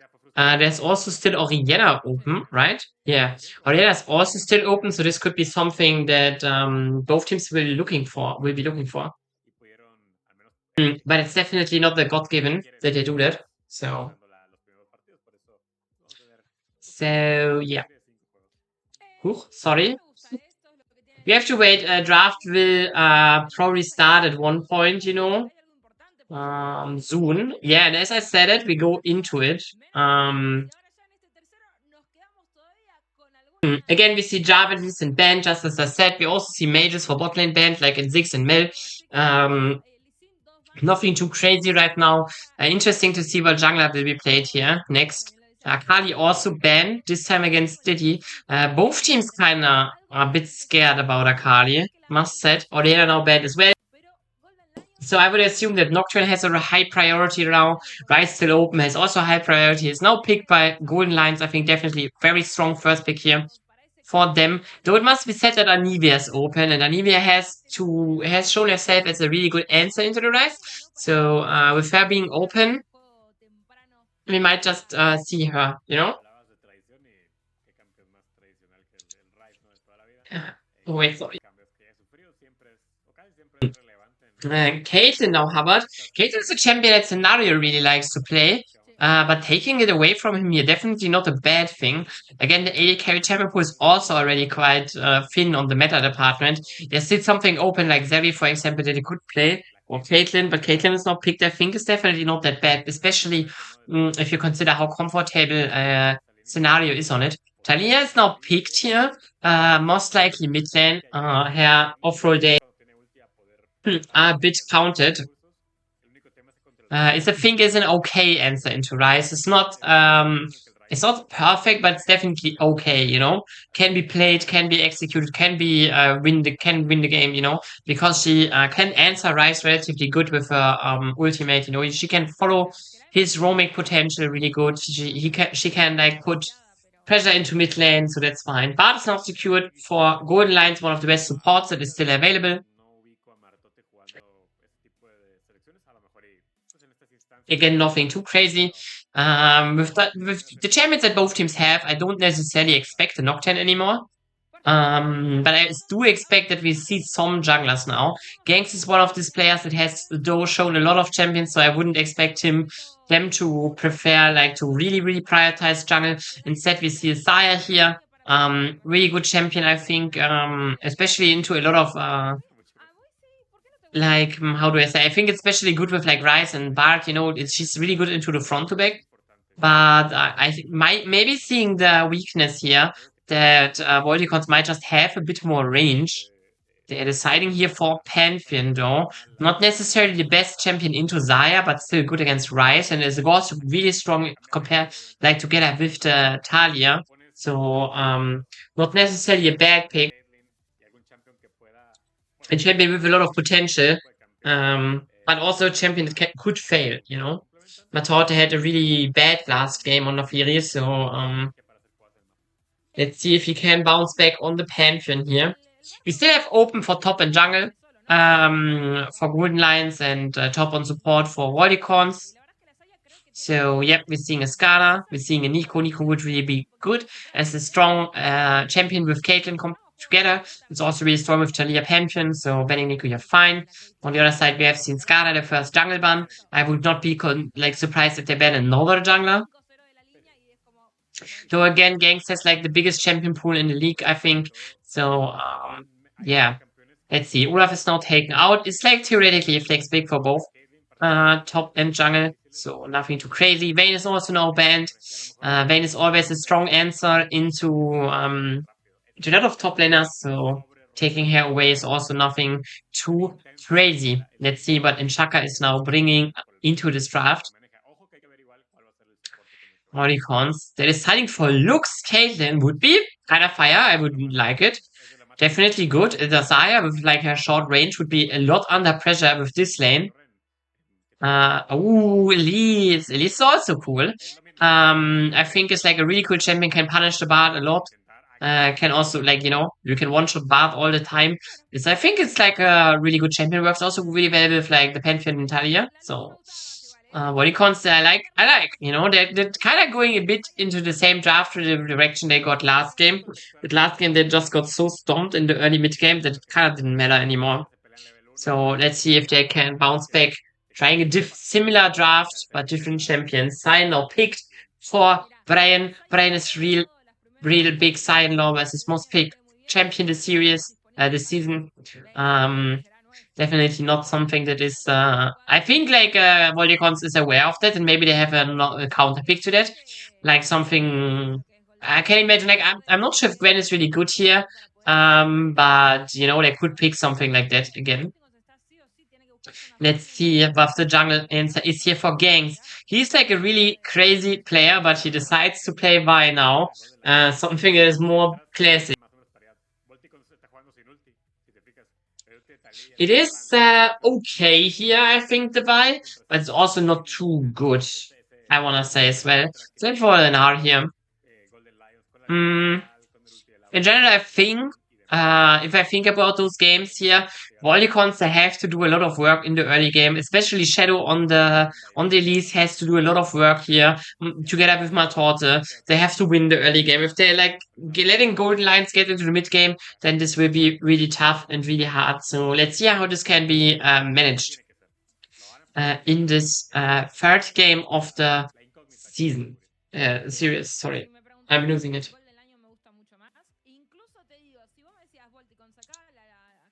So let's see how it goes. Good lines also have like some potential. Vi Rise is not that bad. Like, it's in general, it's like a good combination. Talia is an immobile mage, so you can punish her really good. Yeah, she has like the Unraveled Earth that is like would stun Vi if she Qs, but you cannot disable a Vi ultimate with it. So that's definitely hard to do. Also, you have on the side of Golden Lions in the late game, you will have a front line, a tank. While Volticons, they kind of do not have a tank. So for them, securing an area that they don't have, like, face checking somewhere where they don't have the control, could be really hard. But we have to see. Definitely still a game where both of them can win. Oh no, one of our casters is just frozen in time here.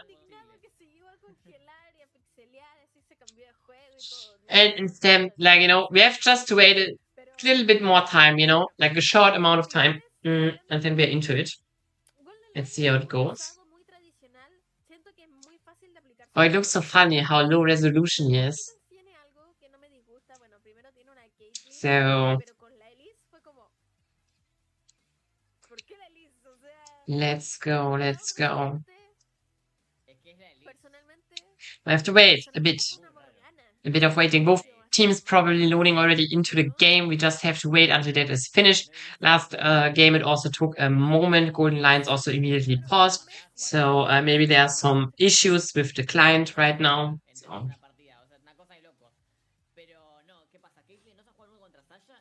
Let's see. This is a best of 5. So you can see that in the middle of your screen because they are like, you can see it. It's 1-1 right now. And they can have to win 3 games. So we have at least 2 more games here, including this, but potentially even 3. Both teams stomped 1 game so far, so only have to wait a bit more.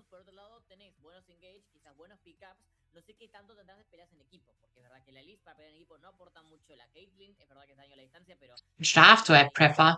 I think like considering how last game went, I think Golden Lions draft is a bit better because it is I think it's better into the later game stages, like rise scaling, having a front line, all that stuff matters later on really much. And Volticons, they had like this early game power catch comp already in last game, and they had so yeah, we have to wait. Sí, la verdad es que como que lo más normal We have to wait to see how Volticons plays this. You know, I think technically Volticons could just run with it, but it really depends how they play. You know, last game they couldn't run with it; they had a comp like it. But in the first game again, they kind of could run with it. Though it was onto the back of a locker first pick that looked really broken, you know, and it got like all the kills. Like literally there were moments where it was like 13 kills, you know, where Volticons had like 13 kills and all 13 kills were locker, you know, so I have to see how it goes into the future. I kind of like Elise support. She's like a fun pick here, I think. She can like throw a curveball at the opponent. There are a lot of targets she can like hit. Like Varus, for example, a good target to hit. Rice and Vaya also like really good targets to hit. So I kind of miss Elise jungle, you know. I remember when I started watching pro play, it's like, you know, it's so far in the past, you know, so there was still Elisa was still played as a jungler. But this is like, I don't know, 10 years ago.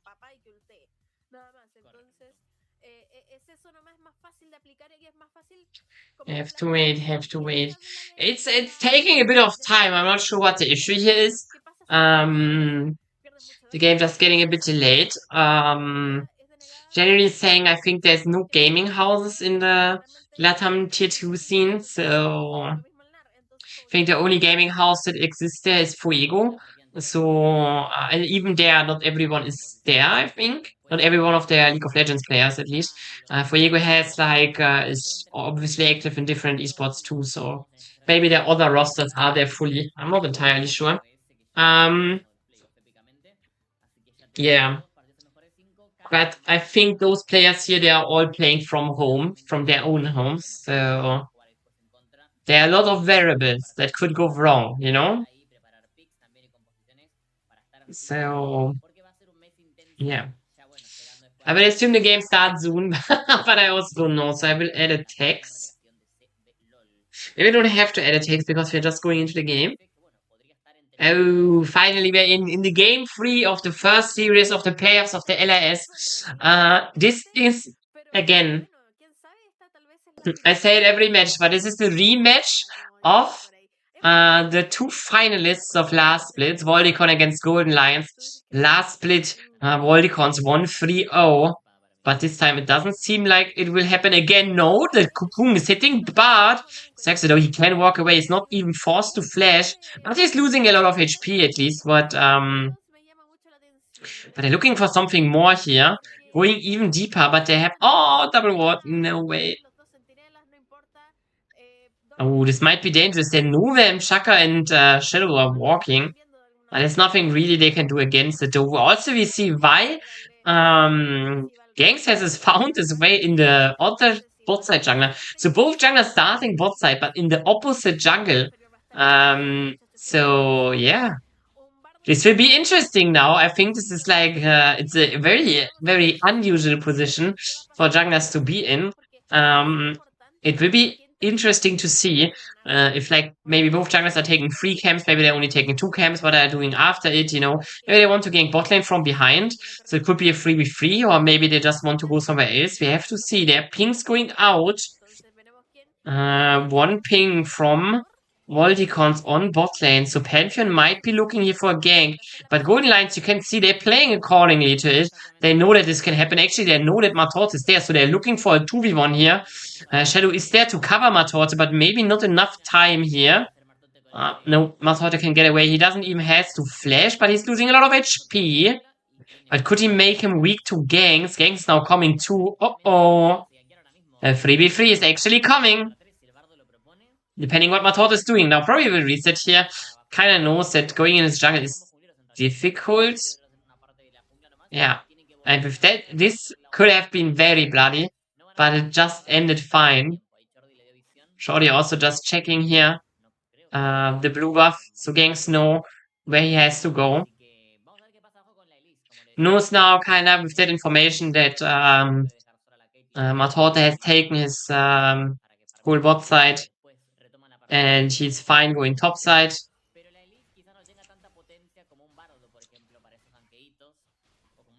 I know no Matorte knows that Gangs did his bot side. Never mind, sorry.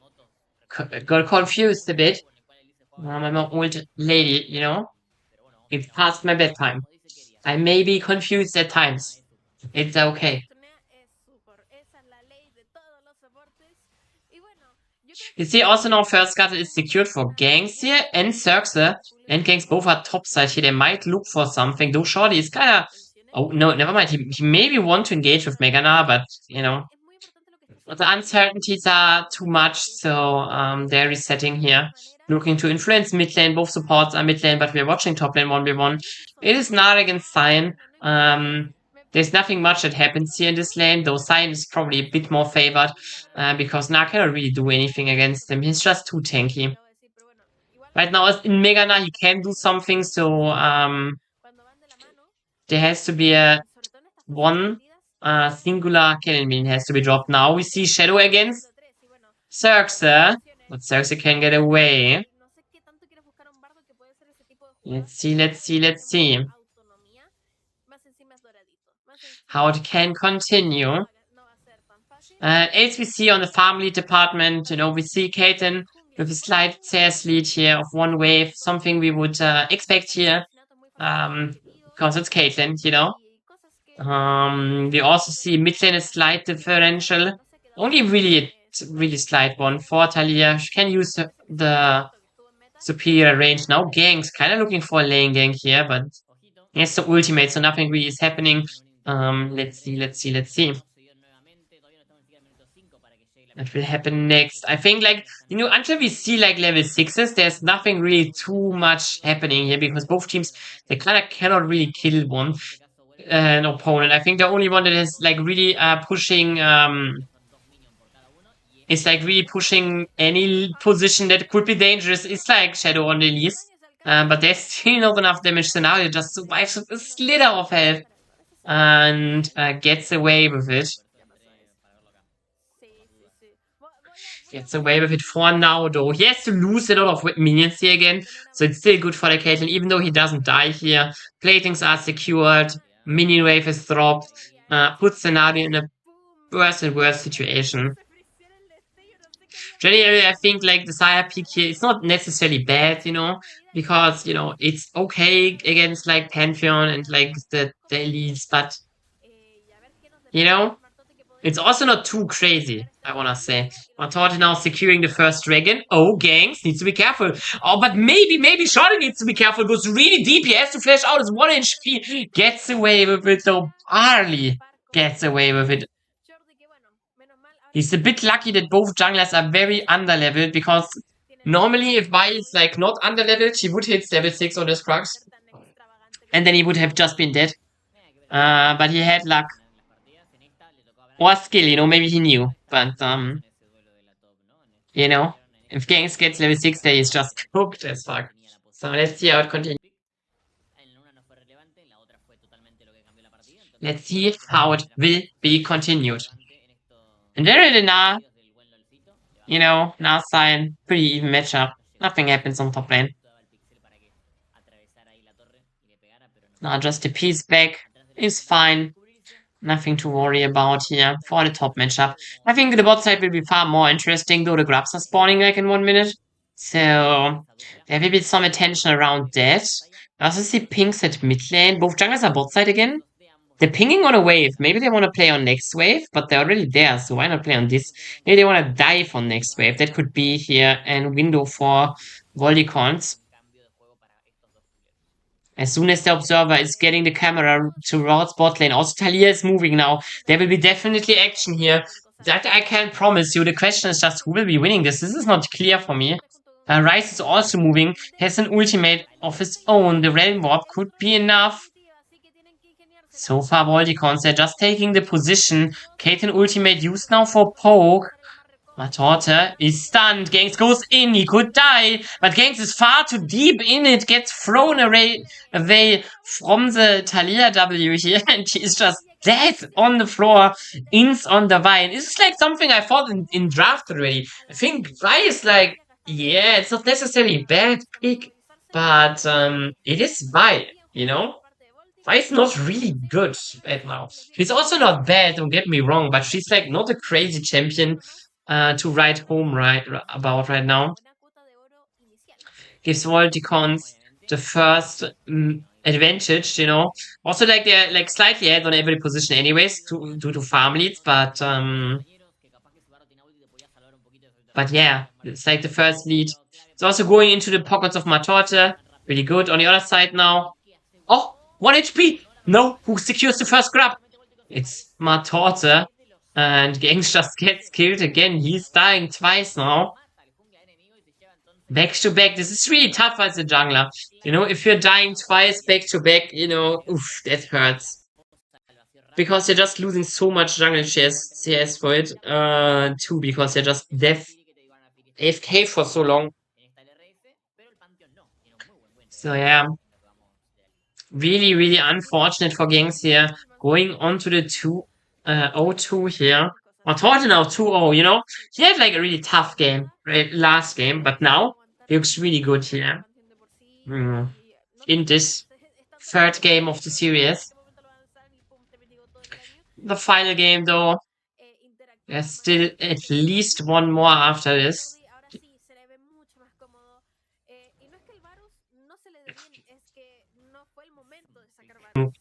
So let's see. Let's see how we are continuing.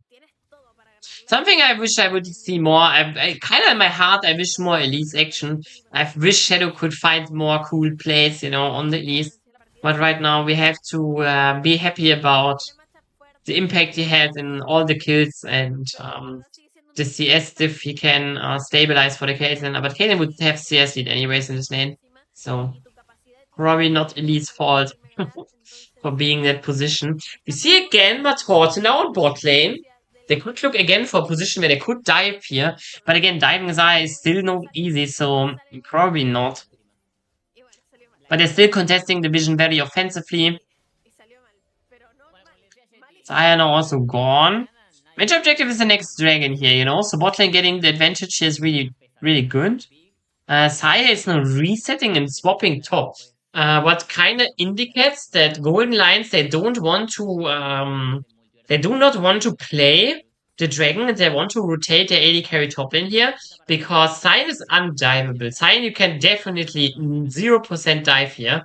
So, with this lane swap, yes, you're dropping the dragon, but at least you're securing your carry, to get farm. And Xayah is like really suffering right now already in the farm department. So finally she can breathe some air here. Though she will not get ahead either, you know. Yes, she gets every minion now, but Caitlyn will get every minion too, so there's nothing to be gained here. Actually, Caitlyn won't get every minion. Because she's resetting, so there's at least some potential ganks, and Xerxes needs to be careful. Sure, he's going behind, but he cannot really do anything. Now the reverse wall is coming, also finds nothing. Xerxes just flashes away, and with that, Golden Lions, I think they get out of it with a blue eye, but they could have definitely got a bit more, you know? No, I think Volticons have gotten a bit more, you know? That's what I mean. PQuest now needs to be careful. Flash is another flash. Like, a lot of flashes burned just now. Like, Rise and Bard flash are now used. Puts Volticon into the next, like, 5 minutes. You know, they could find another huge play here, especially with something like Elise. There's a lot of potential here for more action. Now we see like tension around mid lane here is like the Caitlyn just wants to get more platings, has swapped into mid lane, gets the first, probably gets the second as well. Never mind. Bart can do something here, but it's again, I feel like in Shaka, you know, I wish he would do more damage on, or like be more inclined with Shadow, you know, maybe put one like be closer to the target to put on a trap or something and deal more damage. And I understand that he's then more in a position where he could fumble, not because he's playing bad, but because closer to risk. And if you're closer to risk, might as well just die. Now we see a potential top gank here, but Shorty is just playing it really, really chill. But ganks, he's looking for a different angle. Still his ultimate. Shorty is also really far away from having ultimate. Dodges this now, but there's so much. He's flashing into the Bard ultimate, actually pretty good. He's getting also close to his rage bar full, but he cannot reach it in time. I think if he's getting rage here stacked faster, then he could get away with it. I think in general a really good play by Shorty, but Golden Lions just put 4 members in position, and with 4 members in position, it's really easy to play. Make it clean, make it easy, and securing not just the kill, but also I think top turret. But first turret is slain by Talia.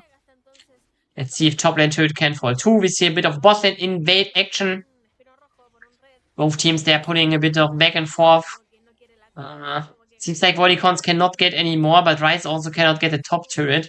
So overall, I think Volticons still not in the worst position, even though Shorty died here. I think it is manageable. And with that, we are closing into the into the Harald spawn in 1 minute 20. Harald is an objective that we will probably see action around, because like right now the turret pushing is like not really unleashed yet for neither of those teams. So getting a Harald here to get more gold, definitely really, really good. And especially I think with Volticons being like in a leading position right now, they kind of are setting themselves up. They also have like, they're probably right now getting vision, but there are so many pings I cannot see it actually. Ooh, they cannot really hold their vision line here. Important that Shadow and Diddy just not on the same page, Talia just pushes the sign into herself, and like Shadow misses his E because of it. It's a bit unfortunate. Let's see. Only 30 more seconds. We also have soon another dragon. Cyan gets actually dove here. Ooh. But it's also easy to take here. Shadow deals actually a lot of damage to the Cyan, funnily enough, because at least deals max HP damage. And the Cyan has no magic resistance yet, so gets a lot of damage, dies here, gets dove, and this is exactly what I want to see from Shadow. I just want to see more action around him. Let's see. So let's see. Golden Lions definitely has theoretically still a chance to bounce back. Oh, Shadow now. He's in danger, but he can go in spider form. He cannot. It's just his siege chain. Gangs has to flash out though. But on the other side, we also see Ryze, Pequest dies, gets canked. And, I think Ryze is the member that you'd rather have alive than your support, Support is just support and Shaka now, getting damage, but Xerxes needs to be careful, not careful enough. It's just taken down. And with that, no actually attention for the Harald. Volticon's probably rather now looking for the third dragon, thinking, yeah, okay, Harald is like nice and all, but we want to have the third dragon because we want to have the soul for win condition maybe. This soul is actually really good here for the side of Volticons, because like if you're like realistically looking at the late game position, something that they really struggle with is, why do we have a replay right now? They're just fighting over Harald, and we're getting this replay. GG. Let's see what we have missed. Or maybe not missed. But I think we missed something here. No, we don't see. No, apparently Volticons have left the position that they wanted to take just to secure their third dragon. Again, I think like one issue that Volticons comp have is that they have no frontline that can face check in the later game stages. But with a Mountain Sword potentially, Yonar actually can face check more things than he would be able to without it. Same goes for Pantheon. So gives them a far easier time to take actually a space on the map, because they don't have to worry that they're as quickly killed off. So yeah, let's see. It's the gold lead is now 5k. Volticons, they're really posturing elite. Third dragon now secured. Harald is funnily enough still alive for like barely 3 more minutes. So there's definitely potential. And I think Volticons, they're also positioning around it now. They're kind of going for it. Yep. Let's see. Kind of looks easy. Doesn't look like really that Golden Lions wants to contest this. I mean, they also cannot really contest it. They're looking for a cross-map play here on bot lane. Let's see what they can get. Maybe they can get a turret. This would be really good for them. Ooh. Can they get a turret? Yeah, okay, they can. Never mind. Turret now secured. It's a shutdown gold here secured, but it's shared by Sire and Rice. So, you know. Also, theoretically, with the Harald now, Volticons, they could get a lot more than one turret, so it's always the strength of the Harald. It's not the immediate value you gain by slaying it, but how you use this Harald actually will be the more important reason here. Golden Lions, they're putting themselves here up in a position where they maybe trap someone.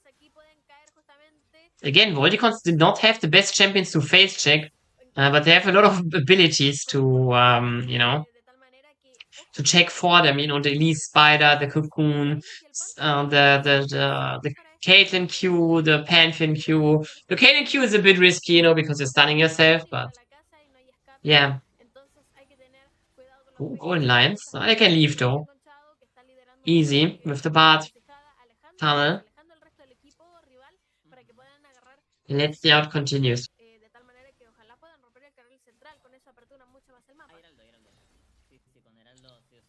Turret is now falling. Harald is also used here, interestingly enough. Might be a bit off, honestly. Has no wave too. Volticons kind of fumble the Harald here. Really bad use from Matorza and his team. Changes actually nothing besides the Bard ultimate. But I don't think a Bard ultimate will be relevant. So, I don't know. They definitely could have used this better, a lot better actually. Considering like that, you know, you could have waited for the next neutral objective. Now we are finding a catch here on top lane. And it's an easy catch. Diddy just dies. Montorte comes in far too late, just flashed away, and yeah. Golden Lions, they're like, it looks like Volticons, they're just slacking again a bit. Just like in the first game when they were ahead, I think at the moment they slacked a bit. And it's back to slacking here. It's not too bad though. It's not necessarily that they lost their advantage, but they lost a lot very unnecessarily. A lot of question marks in my mind here about their play. Especially like when you're so far ahead, you know, that doesn't, you know, giving away so much free gold, you know. It's really unnecessary. But okay. Next target of attention will be probably Dragon Soul for Volticons. Volticons is in a very comfortable position here because they can they don't necessarily have to play Dragon. They could also go for the Nash, you know. They could also always trade because like if you're looking at this realistically, getting Nash could be like losing at one singular dragon. Kind of unimportant for Volticons. But getting a Nash, wow. But I think like Mountain Soul is too good, you know. I myself would not like to drop it, you know, especially if you're that far ahead, you know. You can like easily prepare the area with Caitlyn traps, you know, with elites, you know. You make a really hard time for Golden Lions to enter, so let's see. Mid prior now secured for Golden Lions. City is also cut off. Shorty now getting mega very soon. Let's see. Dragon now started. Again, the position is relatively good for them because Chaka can just trap the area. So far, only 3 traps. They're quite avoidable. Now, finally, there's a trap line. Oh, Bard ultimate is used. Diddy has to flash it. This is really close. Sign goes in, finds the Caitlyn. Shaka gets Y ultimated as well. He lived very long, but now he is dead. And with that, the Golden Lions are securing the area. Killing Matorte too. And now Shorty He walks back in. They still have potential here, but it's like basically none. Maybe they're just getting ace here. Stepping too far up. Gangs finds a Q. Cannot really get deeper here because City is still firing out of all cylinders. But now he gets queued, flash queued by Gangs, getting put out as well. Only survivor is Shadow, but it's only a support, so it doesn't matter. And this is like, oh, Gangs looking for the ace here. Shadow has to run away. Gets away for now. And this is exactly what I mean by about the team comp, you know? Golden Lions, they have a sign. It is pretty nice that you have a Caitlyn that can trap all the entrances, but it doesn't matter if the enemy team has just a Sion that can walk in over the trap, activates it, and, you know, gets like 0 damage from Caitlyn, because Caitlyn has no Last Whisper yet, or like now she has Last Whisper, but no LDR yet. So he gets like 0 damage, and then his whole team can just go through this one spot and run at them, you know? So I think Volticons are just, you know, they feel themselves too comfortable in this, like in the ability to just keep the opponent out, you know? Far too comfortable. The Sion just walks in, everyone comes in, nice Sion ultimate found in Shaka. You know, he had no flash, so nothing he could do really. He dies to a Vi ultimate as well, so maybe if Caitlyn has 4 items, it can look differently, because Sion can maybe not get it close, but with that, the whole gold has dwindled here. And it goes basically back to equal. Let's see. Golden Lions finds a nice comeback into the game.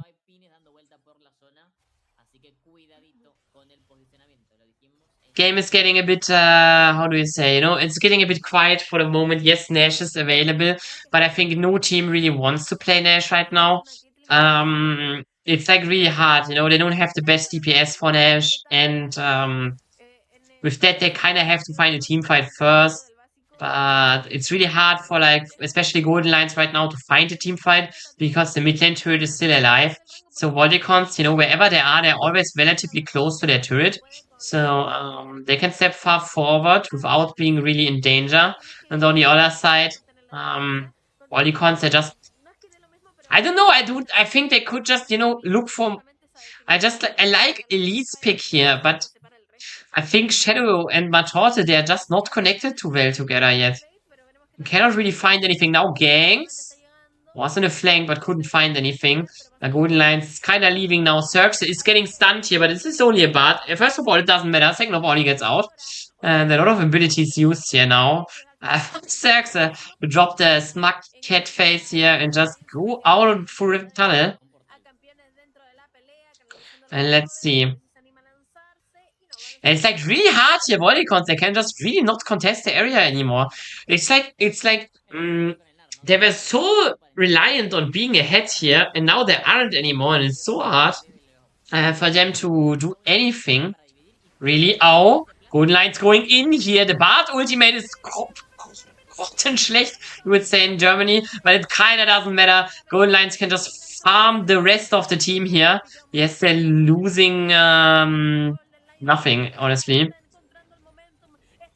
Now finds a good ultimate, finally, but he gets put in his place immediately for it. And with that, Golden Lions, they're at, like, you know, they're just... No one dies here in this dive. First it looked a bit goofy because, like, you know, the Bard ultimate just was a bit tough. But then, you know, after that, they're just swiping them one by one. Securing their Nash here, finally finding a gold lead here, and they're kind of putting themselves ahead in this game here against Volticons, the former champion of this league. And again, I just want to say, Volticons, like, how do I say this? As a whole core, they kept their whole team together. Yes, they have gotten now the new support and all of that, but like for the majority of the regular season already, Volticons was the same team that won the first split. But they looked worse, in my opinion. Like, they played not as good as you would expect from the champion of split 1 in the split 2. even though like they're kind of the only roster that stick together. So they kind of lost a lot of unnecessary losers in the regular season to teams that were just formed. So there are a lot of question marks right now over my head if Volticons, you know, how strong they really are. Even if they would bounce back or win the series against Golden Lions here, I think this performance is a bit questionable from them. They're now base racing a bit here against the Nash team, what I don't think is that well. They're also wasting a lot of time now fighting the sign, but you see again, yeah, Brian is just, who cares, bro? You can attack me, but can you kill me? I mean, they will kill him, actually. Actually, he's killable. Or is he? Yeah. He's actually killable. It took them quite a while, but now he's finally dead and put out. Yeah. Oh, Shadow. Nice rocket belt here. Avoids. And first inhib is still secured. Oh. Flame Warp is blocked by Elise Cocoon, but Golden Lions probably still can run away, no? Can they? Tort is now in position. He still has ultimate as well. So if they want to, they can really go deep here. Scenario is now on the menu. He's getting hit by a lot of abilities. Needs to ult now. They're fighting, but they're fighting in a disadvantage. Now Certs is finally arriving, and they're getting also the first kill, so kind of getting the advantage back to them. And Volticons, they just cannot do it anymore. It is so hard to see here. This Volticons roster, they cannot even punish Golden Lions at a really tough members disadvantage here. 3v5. They cannot do enough. Scenario just completely chills the fight, not in any danger. Uses ultimate well, uses his feet actually pretty well to just sidestep. And yeah. Great position for Golden Lions. They find a back way into the game, and now they're really strong. The sign, especially Brian, he's like so tanky. It's so hard to kill him. The Rise is finally unleashed. Has his 3 items, that are really strong. Having an actualizer is actually crazy for Rise here on the 3 items, because it just, makes his combo so much stronger. In Golden Lions, they're taking now space very aggressively. But the game is slowing down a bit because, like, in the end, they have no major objective right now. There's nothing to do right now besides pushing a bit. But without Nash, there's no way Golden Lions can just, siege a turret here. It's a bit too dangerous for them. So they're just getting a bit deep vision. It will be interesting to see because, like, next Nash and Dragon rotation is like kind of the same time they spawn again. And with the objective spawning at the same time, we have to also think about that, how do you say? There is potential for a cross map for both of these teams. Right now, Golden Lions obviously in the leading position here. They're steering this game. So it will be on them kind of what they want to prioritize, Dragon or Nash. The Dragon is also spawning 15 seconds earlier, so you kind of have to play around the Dragon. Even if you don't, if you prepare, if you even want to have Nash, you still have to be around the Dragon, because if you give Volticons the position to just do Nash on spawn, they could still contest you on the Nash. If you do Dragon on spawn, sorry. I might have misspoken. But I've already probably misspoken 100 times this series, so it's fine. Actually, it makes it not better, it makes it worse, Let's see.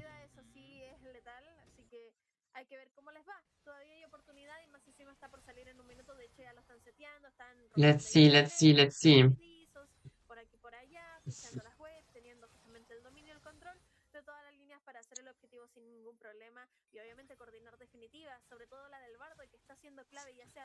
Game is now getting a bit quiet here.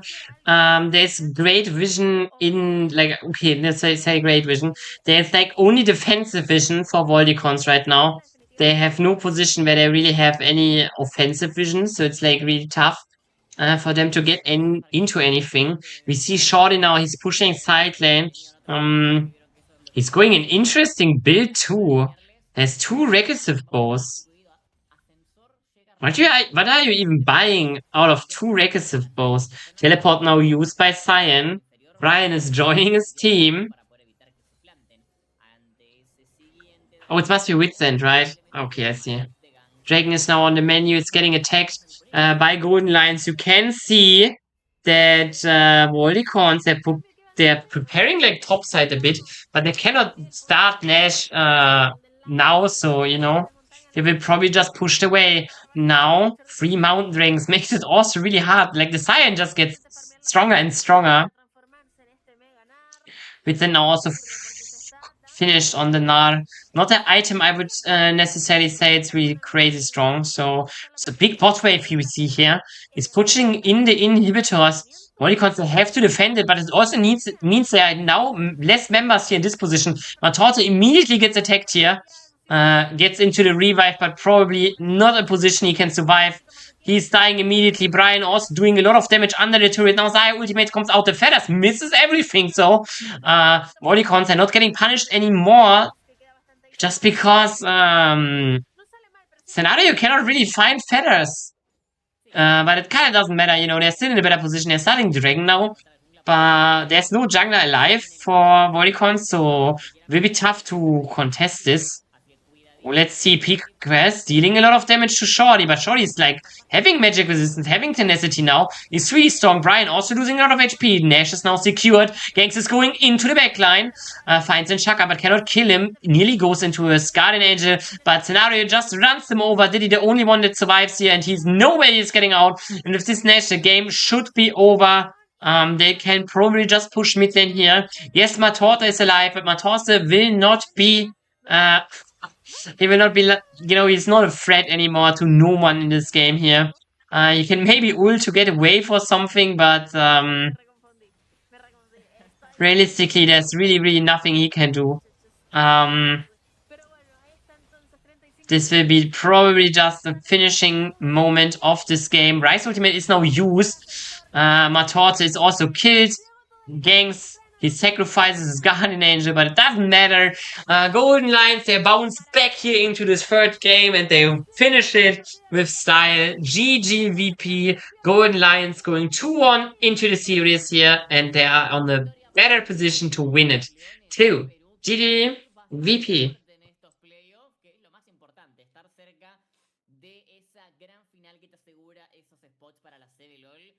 Ser campeón, que es lo que están buscando, robarle el título a Volticons, como le dijiste vos, campeones del Split 1, que quedaron ellos a nada ahí en esa yeah, we will soon go in a short break. So yeah. Golden Lions going ahead here in the series. They are now on a soul point, not soul point, on a match point. Soul point they are not, but they are on a match point here to win the series and win the game. So let's see if they can finish it off or if Volticons, they can bounce back. Definitely Volticons, they have the potential, but yeah, Volticons, they look really tough here after the early game in the first game. So we will have to see if they can find a way back into the series or if they are just cooked here and Golden Lions can finish it. We're going into a pause. I will pause as well. You can see it's like 6 minutes and then I will be back and then we nearly instantly have our 4th game here. So be right back.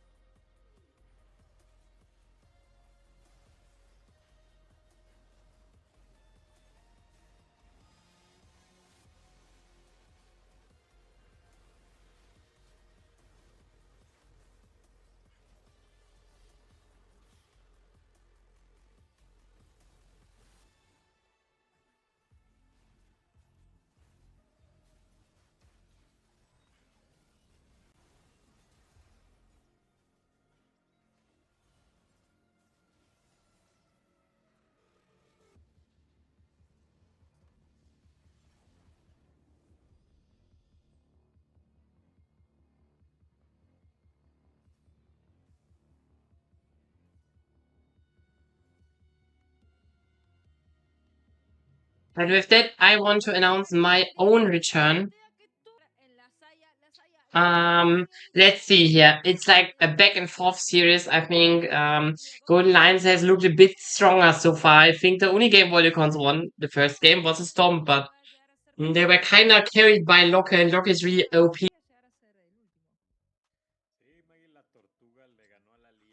So, you know, I would think Golden Lions, they're on a very strong position to finish this game. I think it's really important here. Like especially like the bot lane matchup is like really important. And Shaka is like one of the best AD carries in the league, but so far they just got the longer, like the better position here. In this game one, we have seen a lot of champions are out or played now already. I don't have the feelers right now open, but if you see here, like, yeah, Kaiten out, Zaya out, Ezreal out, Lucian out, Seraphine out. So Golden Lions like the only AD carries that that Scenario has already played. Like Senna and Varus. So now it's getting like a bit close for him. There's like a lot of attention here on bot lane already. There will be new picks here, though. But I mean new, you know, like we probably will like see something like Zeri now. Still theoretically Mel and the Ziggs is still open, you know. We have seen some misfortunes, the splits. It could be picked. Silver still open, Ash open. Ash Seraphine is still not, it's not pickable anymore. And I think Ash Seraphine, like Ash is really looking very weak without the Seraphine. So let's see how that is going. On top lane, we still have some OG champions open, like Cassandra, Rumble, Ambessa, you know. Those are champions are still open. I think Renekton also still there. A lot of champions that we played. Draft would start in like, I think, 1-2 minutes. Depends.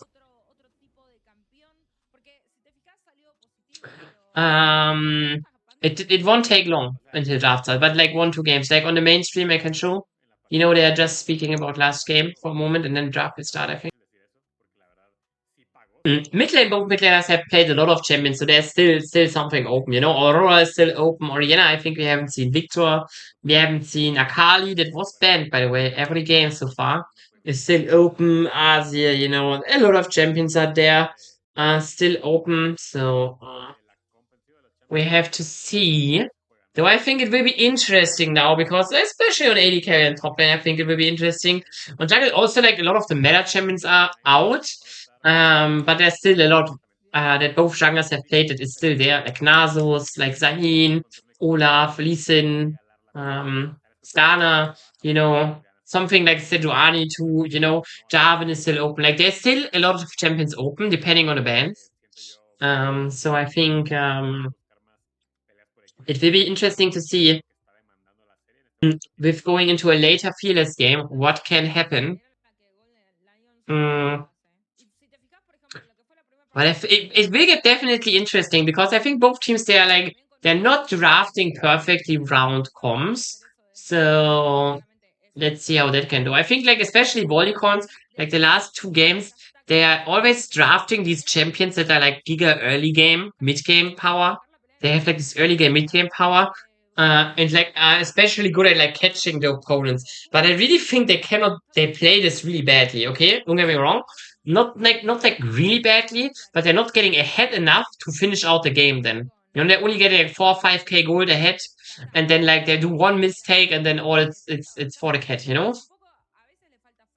You can just forget about it. So I really would like if Volticons can maybe just change things up in the 4th game. Change a bit their style of game, their style of draft. But yeah, we'll see. Jarvan, Poppy, Ziggs are out. Already champions that are technically really strong, but we will not see. We will also not see a Lee Sin, not a kind of Lee Sin one trick. Won't see that. Sejuani now banned, a champion that I have highlighted that might be played here in jungle now because it's getting so late into the build.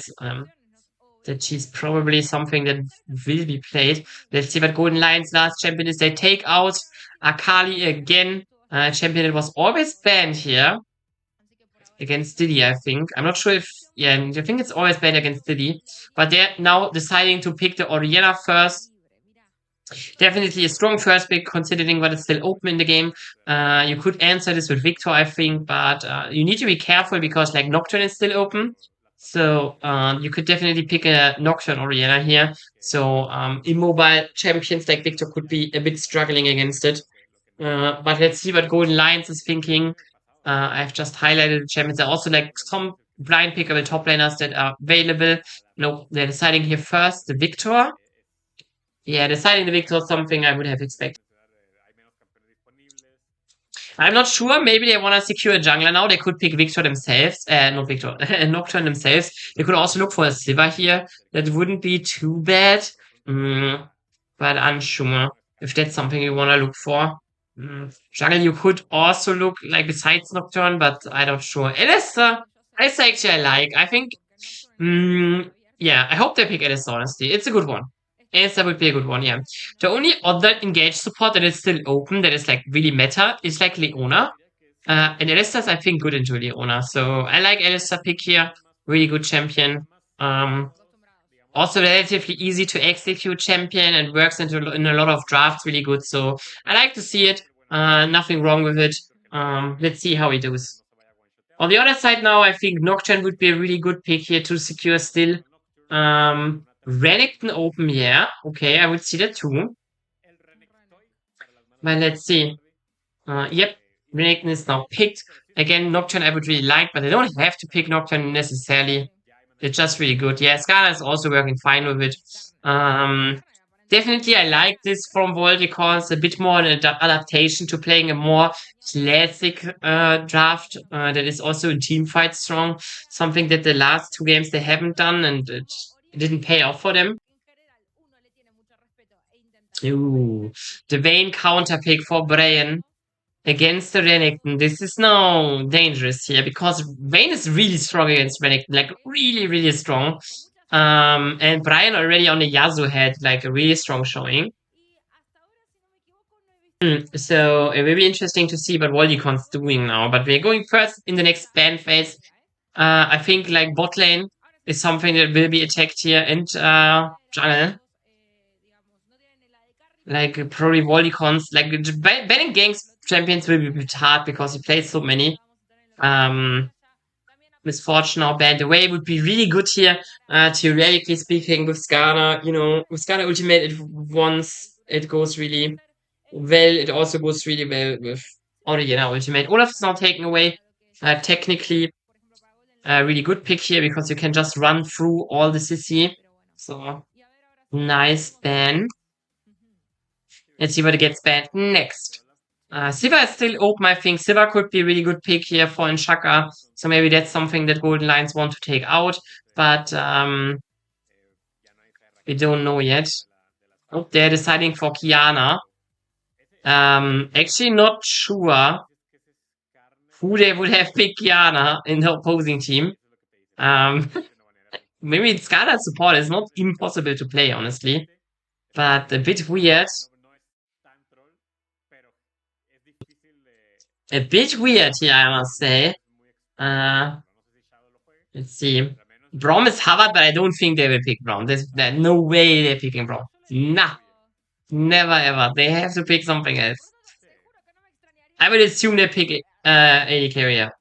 Deciding here for Kaiser. Kaiser blind. Is probably okay because there's so many AD carries already gone and mages. Theoretically, they could pick something like Mel, but I think Kaiser is okay into that. It's like really annoying to play, but I think the later in the game it's fine. Actually, I think the Mel would be really fire here, no? I mean, you don't get much value out of the shield, but you know, for the lane. So there is now picked. Champion I have in the preview mentioned. It's like a really good AD carry that is still open. Really good to see.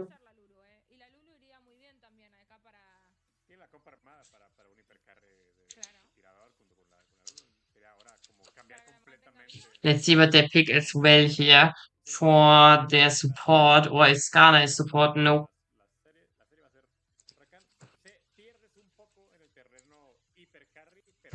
I think Rakan here good here. I think it's exactly what I wanted to see from Volticons. Team fight, team comp. It's exactly what I wanted to see for them. It looks really good.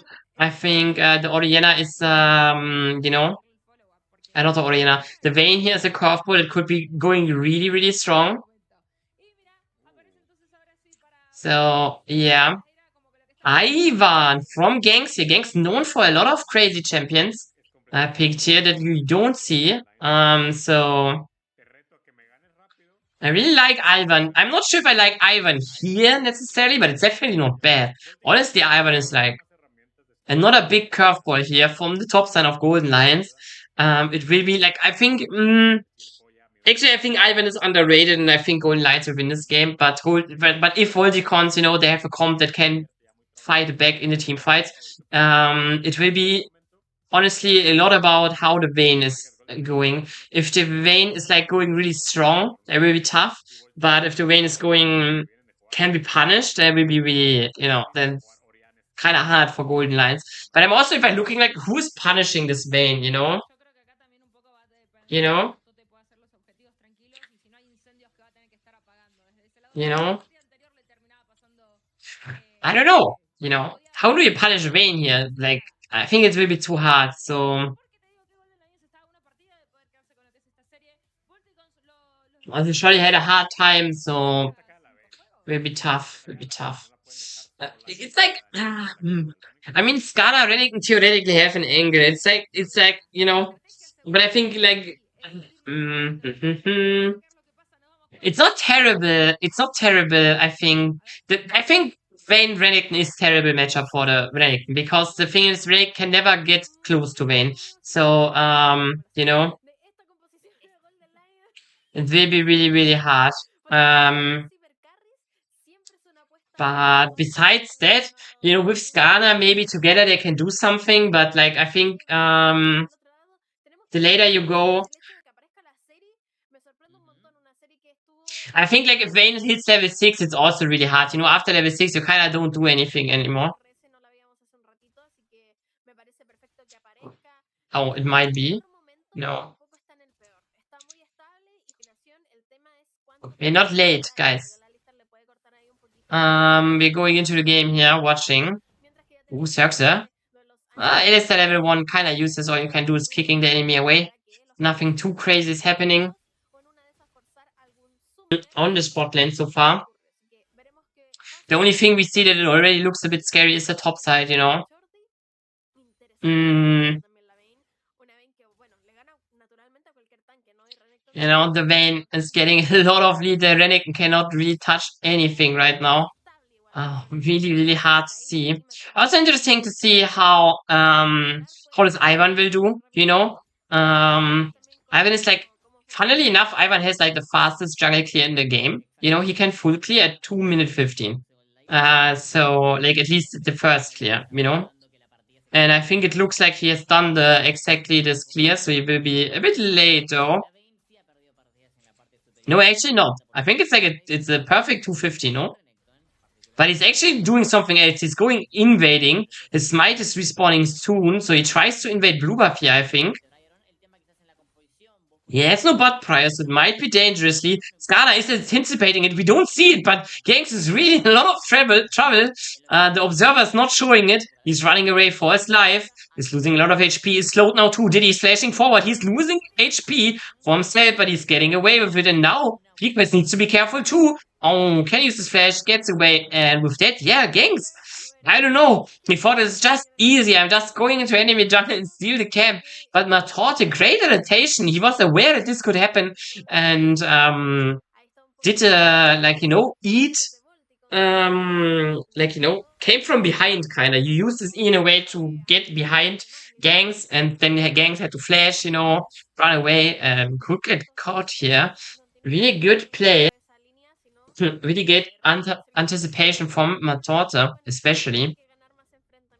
Securing a first kill here on Scala is probably not that, you know, is probably not that important though, because let's be realistic. Scala with gold lead is probably not that strong. Diddy now, he has no flash, gets ganked. Matorte is soon coming. can save his mid laner, probably. Ganks is still on it though. He's out attacking, getting the on it in the bush here now. And P-Quest, he will probably not die as well. He's running away. Oh, no, he's dying. Shadow was there to help. Now Matorte is fighting back against Ganks, but it's not enough. Scenario is there. Now Zerx is coming too. And this must be the end of Shadow too. Yep, he gets snared by the Q of Ivan, and another kill falls over for the side of Golden Lions. A lot of action in this early game. So far, Golden Lions is getting a bit more out of it. Gangster needs to be careful though, but probably gets away. So,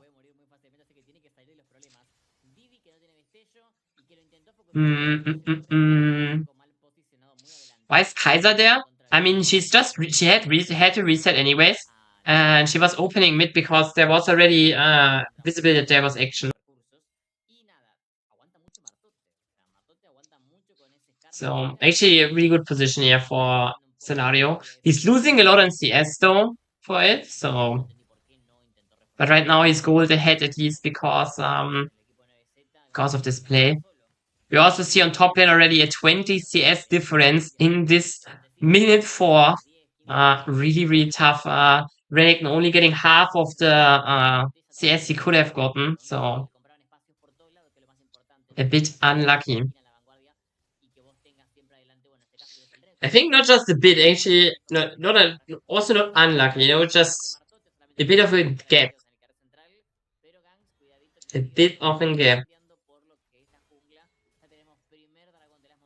So let's see. Bot lane. Shadow losing a lot of HP, but it's kind of whatever. Also something that we see Gang's first clear was really fast, but after that, Ivan is kind of hard to it's kind of hard for Ivan to keep up this fast jungle clear. Usually you see Ivan's falling behind, not having the highest CS, because it is I would say it's not because Ivan is a slow jungle clearer. It's more about I think it's a bit like Ivan's clear is so weird. I think that a lot of people have not mastered it. Especially like after the first clear, it's like it's a lot harder than you think, So I wouldn't wonder if Ganks is not completely faker on Ivan, because it is a hard champion to play, and it's a bit tough. Matorte now looks for an invade, but there's nothing to do here really. Maybe he's waiting for the mid lane, to come from behind. Yeah. It looks like it. It looks like it. He's getting his stone ready. He's coming P-Quest now. Getting pushed in. Rakan is there too. And there's nothing he can do. Shockwave, and he's down. GG. Nice find from Volticons here. Really, really good. But it's also, again, not the end of the world. It equalizes the gold lead. Now Matorte is invading too. A great strength. Oh. Wait, what is happening here? Matorte is kind of out of position. Ganks try to do the blue buff, but he can't because he gets damaged. So he cannot secure this blue buff. Smited now by Matorte, but he's probably dying for it. Try to ultimate, gets out here maybe? Oh my god, it's so close. But he's still getting chased here. Brian is now going over the wall with his flash. Fighting, he might be paying his life for it. Oh, he's getting away so close though. It's in numbers disadvantage for this Volticon squad, but they're still fighting valiantly here. They may be fine. Right now, nice knock-up from the Rakan. It's still secure. And another Assassinato Double for Didi here. Great play from Volticons. They are in the numbers disadvantage, but they're doing so well here. Wow. Wow. Great. Great fight from Volticons, honestly. Like, really good. I think I like it. They were so confident in this fight too, and I think I'm not wanting to say that, but Brian flashing over the wall, a bit tough here, and also like Ganks. I'm not saying he's doing bad on the Ivan, but it seems like he's not too familiar with this champion, honestly. Like, that's what it looks like for me. For me, it honestly just looks like Gangs is like, you know, he knows obviously how to play Ivan, but he's not going crazy with the Ivan. I'm not necessarily saying that it's draft diff this fight. It was just I think it was just better played by Volticons here, honestly. But let's see if Inchaka can play better here too. He maybe gets Dove. Rakan though has Spellbook, so he's TPing bot lane, protects his AD carry from getting Dove. There's nothing that can happen to him here. So not bad. Let's see how it continues. Matorte now securing the top objective. On the other side, we're seeing Gangs doing the dragon. Let's see. Let's see. Oh, Brian might be faced a dive. Yes, Vision though, so he can run away. And with that, he will be safe. Though 3 grabs secured now. They're kind of unnet, like, you know, they're not really, how do I say? The grabs are not really crazy good for Volticons because, they don't have a side laner that can do much. So, you know. So they will probably not get anything with the grabs here. But it's still good that they get the grabs because, like, on the other side, it might be really tough for... Oh, Brian, now he's going in, finds short, he gets immediately eat him a torte do, but there's a TP coming, there's probably nothing he can do. He saves his top laner, but at what cost? Matorte will be taken out here by Brian, secures the kill. Finally, the Vayne is on the board. I think, like, Volticons are just a bit too confident that they can outplay it somehow, but there were just more people there. So, let's see. Second kill for Brian here. We also see, I'm curious what build Gangs goes. Oh, shot, he's flashing forward. He's stunning Brian under turret. It. Oh my god, we haven't seen all of this play. But Shorty, he dropped really low, but then he can just find an outplay here. Under turret, punishing Brian for stepping too far forward. Wow. It is exactly what, you know, Vayne is like really strong. In this 1v1. But you can do mistakes, you know? It is possible to make a mistake and get punished for it. Oh, Gangs here. He's in a tough position. He probably gets teammates soon here. Alistar secures it for now. Oh, the ultimate nearly was godlike for Matorte, but now they need to be careful. Did he loses a lot of HP already? Has no shockwave either, so Gangs probably will be getting away, but Frequest needs to flash out. Oh, Shell has such a great game on the Rakan. Now he needs to get away though. I think Golden Lions, they might just bounce back here. Kaiser's there as well. Scenario could look for more. And with that Golden Lions, they find more out of it. So, yeah. I think Volticons, again, they're a bit too confident in their own abilities there to fight this fight, actually. But it's also, again, not the end of the world here. So, let's see. Chaka lost a lot of HP here. Gangs is there. Gangs actually going Moonstone here. Doubling the shield power is honestly not that bad, but they could do a lot with this, with Daisy here. Like, Inchaka has to drop a lot of wave here. He can never step up here, and even Shadow, he's losing a lot of HP. Kaiser is now ulting Scenario, looking for the kill. Alistar goes in, and it's an easy kill for Scenario. I think, like, Volticons, they just, like, they just have to give a bit more, you know?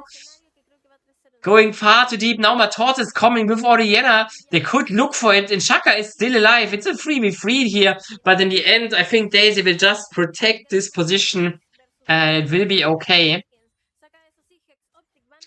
It is okay here now. See Brian on this top lane. Honestly, it's kind of crazy that this Vayne has like 3 kills. But Shorty has not died once. Like, you know, this man is like, you know... You know, this Vayne is, this Vayne has 3 kills, but Shorty, you know, it's not his fault. He's like, finally he can blame his teammates for the top lane state. I mean, honestly, it's just the draft, you know, the counter pick. Nothing really else to do here, so. So let's see how it goes.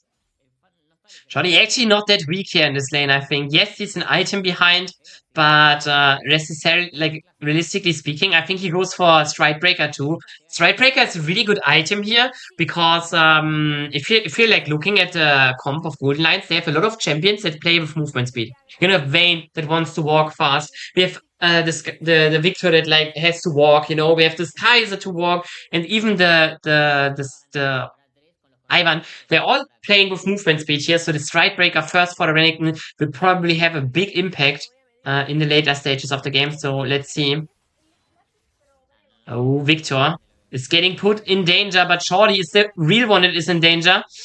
He's actually doing a lot of damage to Zerx, but he has ultimate, so he would probably not be in trouble. And this is the first death of Shorty to Vayne. Never mind, Picos takes it, but 3 people on bot lane make it easy. And there's not really any cross map besides getting a turret here, but they will lose a turret too on the bot side, so no real cross map possible here for now. Let's see. I wanna jump into the chat discussion here. I think the thing about Vayne is here, like, yes, she has a lot of tools to like avoid a lot of things, but it's also like if Vayne is always playing on this, okay, I have to avoid spells like Orianna ultimate, like Skarner and shit, then she has like actually, then she will not hit, you know? So the Vayne always have to get a bit closer to the enemy to hit them, and if she's like in auto attack range, she's always in danger. So Brian kinda have to play it really, really perfectly here in the late game in team fights.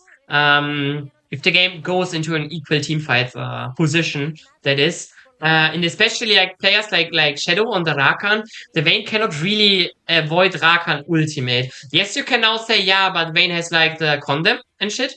But you know, then there's Renekton, you know, then there's Skarner, you know, you cannot use your condemn on everyone. So I think like Vayne, even though this pick like she's actually also not that strong. Like, the farm difference is not that big, so this Brain has to prove himself here, definitely, that he can win something. There's now a fight breaking out, and Shaka is ulting. He's doing a lot of damage.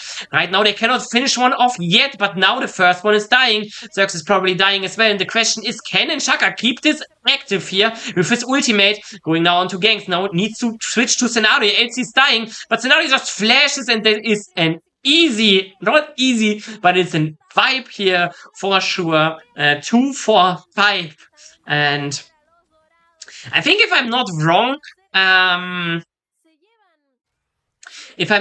here, I think someone of the Volticons team just died immediately. I think Matorte died before the fight really started. Yeah, we can see I think Matorte is just dead before the fight starts, and yet now Shaka is like exhausted, so we cannot really deal a lot of damage, and you know, it's just so hard here because there's so many threats in the end, you know. That's like the issue.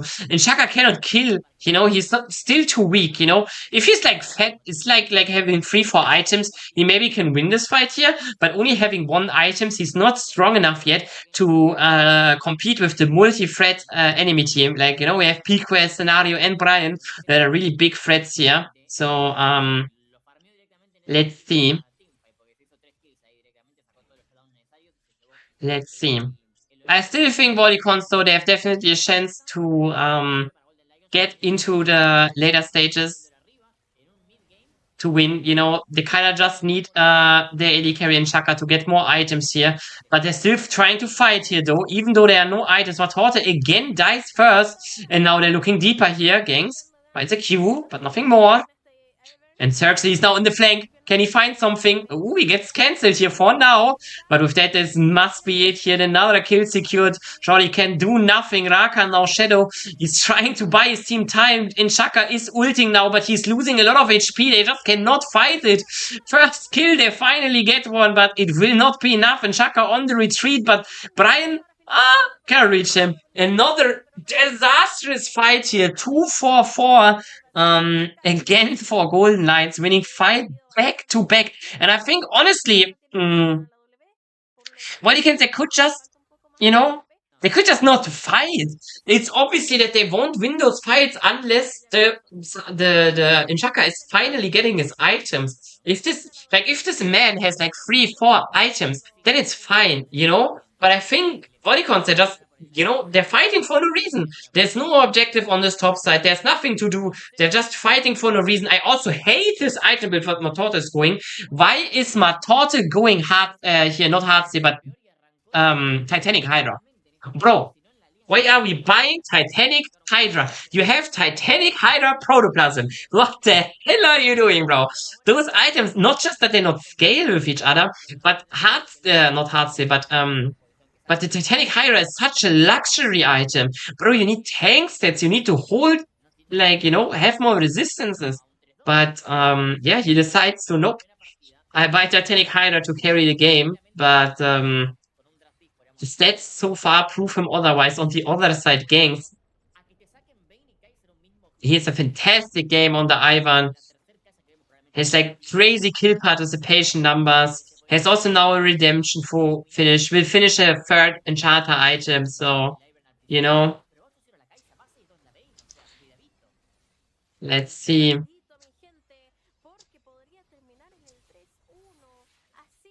Let's see.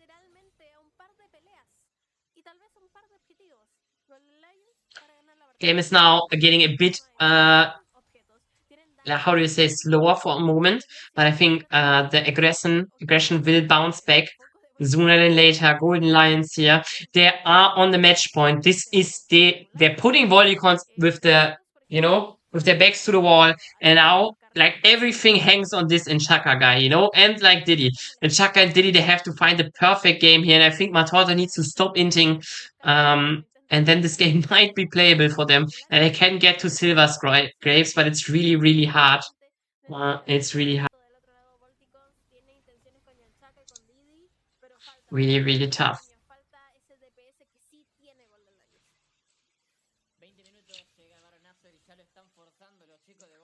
Let's see.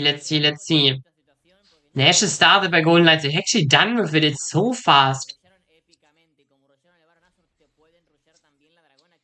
So fast, and like Volticons, they can just do nothing right now. Shadow just cleansed. Yeah, to change the summoner spell. Okay, never mind. In the other side, the dragon is maybe taken away now, but even, so now he's going into the backline. He's charmed now for a moment, but they're just wiping the floor with them, and they even have Nash. This might be actually the end of it already. Wow! Crazy situation here. Wow, I'm speechless, you know? Maybe they're not ending this game here, but they're at least getting so much that this game is basically over. I think Golden Lions, they're making a strong statement here in their first, like, how do we say, in the first playoff series here. They have lost in the playoffs split. They always, they have won in the split, one playoffs. But this time it doesn't look like they can win.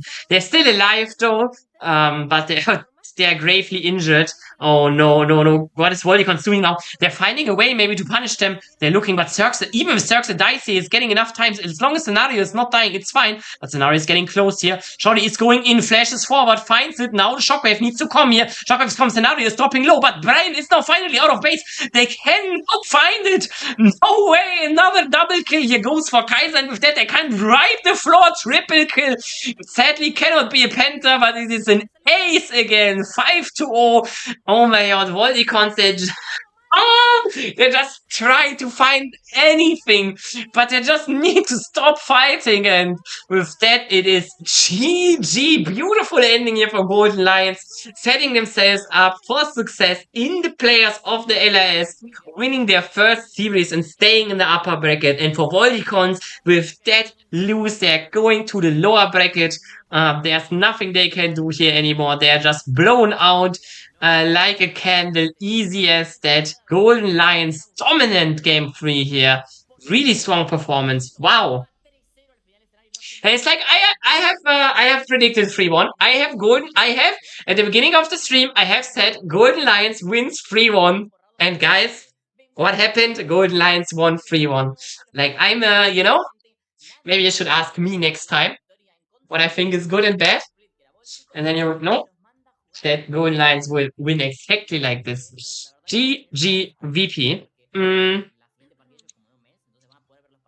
I wanna check something real quick if CB LOL is still going. And if yes, what game? Because maybe I just go into this here. Wait. Let me figure that one out.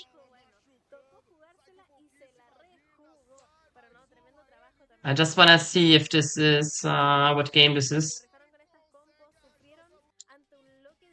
It's last game. I think we will go into this game here sooner than later. There's nothing more to say for me. We can look into the wait. We can look here again. So with Golden Lions winning, they're going into. They're going Volticons is facing Dr. Esports now. On the 4th of August, and Golden Lions is playing at the 25th August against the winner of the winner of Globen and Mace. But I want to watch this game here. I want to finish with this game. We watch this. It's CD now. Okay. Oh, wait, you don't see it, actually. I'm just yapping. We're watching VKS against 7 Rex here. Because why not? Why not? And we see here, it's a tough game, honestly. Both teams could win this. VKS bouncing back here now on an invade from 7 Rex. 7 Rex has a really big rookie roster, but their 18-year-old jungler just now taken out.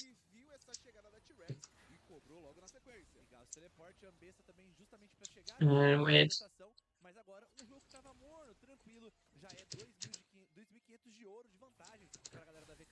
Let me edit the stream title too. Boom. It's updated now. After that, we watch this game here too, because why not? You know, esport is glorious. Tomorrow, I think I will, by the way, just to let you know, I think tomorrow I will stream the whole of. Let me check. I think tomorrow we will stream CD again, the whole day. But I might be wrong.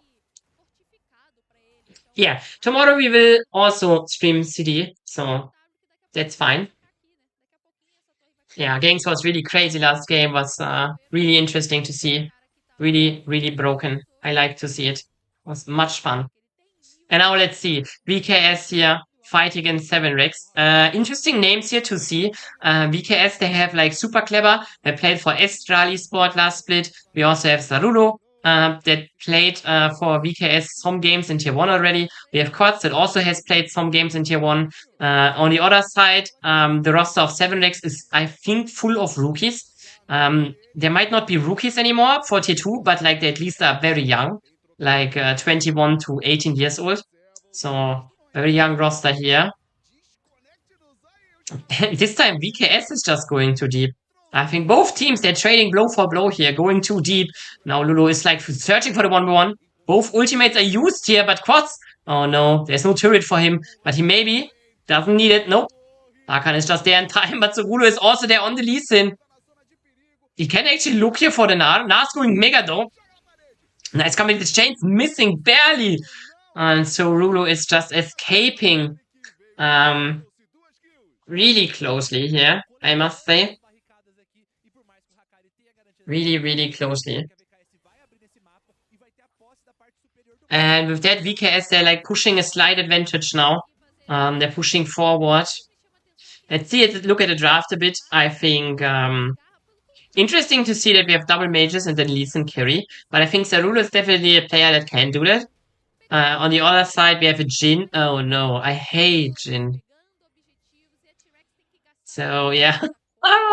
I'm a Jhin hater, doesn't look too well. The Nar is intensely has a yeah, who doesn't, bro? Jhin, I cannot remember. I can't remember, but I cannot forget this one interview where like there was one pro player asked by like also like casters that said, yeah, we don't think Jhin is that good. Oh wait, see a fight here first. VKS now. They're on the receiving side this time. Zarulu with 1 HP gets into the huddle and gets probably 4 knockups, will save his support with it and gets out in Bali. Wow. Maybe needs to be careful here. Oh. Quartz is now getting into a position where he cannot escape. There's no way he's just dying. GG. Yeah, the Jin thing, I think, the thing is, I have seen an interview where like casters asked, hey, when we see Jin, it looks useless. Why are you actually playing Jin? And I think the AD carry player, I'm not sure who it was, but they said, sorry. They said, oh yeah, playing Jin feels good, you know? It just feels good. And I always, when I see Jin, you know, in competitive, it looks like, yeah, that's why you pick it. It feels good, you know, and then you're still useless. Megana is now secured. With that, 7x can secure the dragon as well. GG. It's a really close game here. VKS, they are playing a bit, in my opinion, it looks like they're playing a slightly better. They're also having like a slight gold lead here, especially on the AD carry position, what will be really important. But I think like Hakari on the Nar looks really strong. I also think like, yeah, I think Hakari looks like really good against super clever, you know. But it's like CS behind, you know, he just gets kills from the unnecessary fighting that happens all the time. By the way, I just want to inform you that the kill score right now is 6-7. If you think that's funny, then enjoy.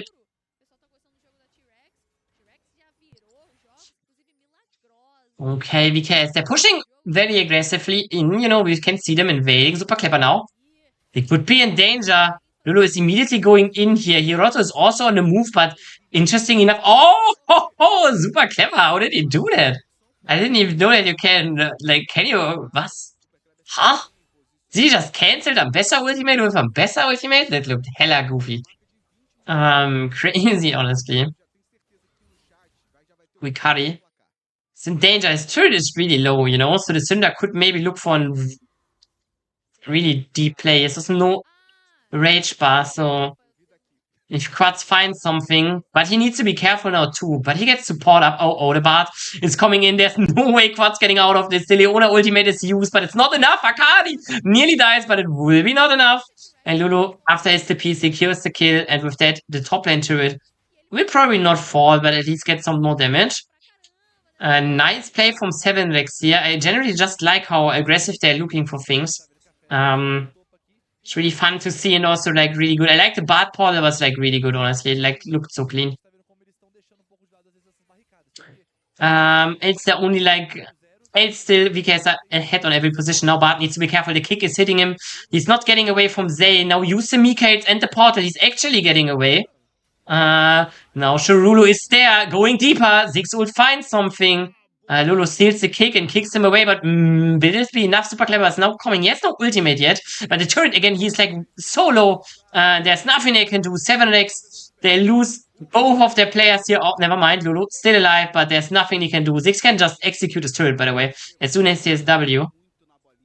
But they kind of don't wait for this. They're playing a bit looked a bit, how do you say, you know, a bit risky, but it works out fine for them in the end. 4K now on the clock, this lead. Yeah, really nice. Now we see a mid lane play, but 7rex this time winning it. Quad's just playing too far forward. Generally has a really terrible game on the Syndra here. It's kind of holding his team down a bit, I want to say. 1-5-3 on the clock, but I think it's Syndra, you know, it's fine. Even if Quats has a terrible game, you know, in the later game stages, you know, one more item, like 20 more stacks, and then he will just one-shot someone with ultimate anyway, so then it's not that bad if he plays. Because no one on the side of 7rex is really tanky, so you probably can always one-shot someone, even if this game is, yeah, I think Quats is not playing that well. Former CBLOL player, like not really crazy CBLOL player, but he has played in the CBLOL before as a substitute, I think. So he has tier 1 experience, but wait, do we have? Wait, I have to check. No, okay. It kind of feels like we have two voices speaking. But, I mean, obviously we have two voices from the caster speaking, but they're irritating me because they're Portuguese, you know? Sorry. My Portuguese is non-existent. But my brain still finds to find meaning in their words. But that's what it confuses me here a bit. We have Lulu here on a really, really dark, like really, really deep flank angle here. The dragon is spawning soon. It would be the third one for 7 Rex. Can the dinosaurs bounce back, you know? Lulu has a really good flank here. Quads. Oh, oh. Will be interesting. Akari's now going in with Megana. Okay, but the Bard ultimate is getting 6 away though, but it's not look like they can get it. 7 Rex, they're just getting wiped on the floor. They're in a good position, but they could not finish anyone they attacked. And with that 7 Rex, they get kinda wiped here. Maybe they die all without getting a single kill here. Bula's probably dying as well here. There's no way. Oh, never mind. He's Faker. Trying to go. Oh, he's not getting away with it. Or he's getting away with it, but VKS, they're not getting away. They're not getting the kill. Sorry. It's 1 in the morning. I'm struggling. And now Dragon is secured with that from VKS. They generally just bolstering a 7k gold lead. This game, when we started to watch it, it was, how do you say? It was really equal footing, but now we see this team fight again. Like like look, Silas just goes on 6, but 6 just flashed away, and then no one can follow up on the Bard ultimate, and then they're just wiping them. They're just wiping them. Crazy performance here from the squad from VKS. The rookie roster from 7 Rex, they have no chance here in this fight. And now 7k is on the clock. Even Quads is ahead. Bro. Oh, I'm sorry. I'm sorry if my accent is hard to understand. It is just how it is, sadly. At least you can watch the LATAM leagues in Spanish, you know. So then you can probably understand them. Do I know that like LATAM Spanish is often, it is not the same as Spanish, you know. So, but I think it's still probably easier than this. But I don't know. I'm not an expert. But right now we're watching the CD, the Secreto Desafiante. I think they don't have a Spanish co-streamer. It's a Brazilian tier 2. Yeah, 7 Rex, they are funny, you know, I like their icon, you know. And they have a full-on rookie roster, but it's really cool. But VKS, they have a lot of... VKS is obviously academy team from VKS now, but ultimate use. Let's see what they can do. Hiroto is getting away with a flash, though. But it's still, you know, 7 Rex, they are like on the receiving end of things, you know. They're not on the initiative. Now Nash is getting started too here. Can the rookie roster from 7 Rex find their way back into the game? And Nash could be like the perfect opportunity for it. But it's still so fun, so hard, you know. I think like Aikawa on the Jin has like 0 impact right now, but it's like really tough. Now Jin ultimate is used. Nice. Again, a really big flank here from Lulu. Can get the first one. Can they get more? Is the question. It's all on the DPS now. Super clever on the backline. Lulu finds something. Enough. Ikawa here is looking. Hiroto is going in. Flash is used. Cinder ultimate finds it. Quads get a kill back. But again, it's exactly that's what I mean. This situation. Oh, Lulu goes in. Quads can he survive? It looks like it right now. He has no ultimate. One more Q could be enough, but it's not getting hit. So it's fine for... Oh, Aikawa just snipes him. Big play from 7 Rex. Aikawa just gets a bit flamed here in chat and immediately makes up for it with a great fight.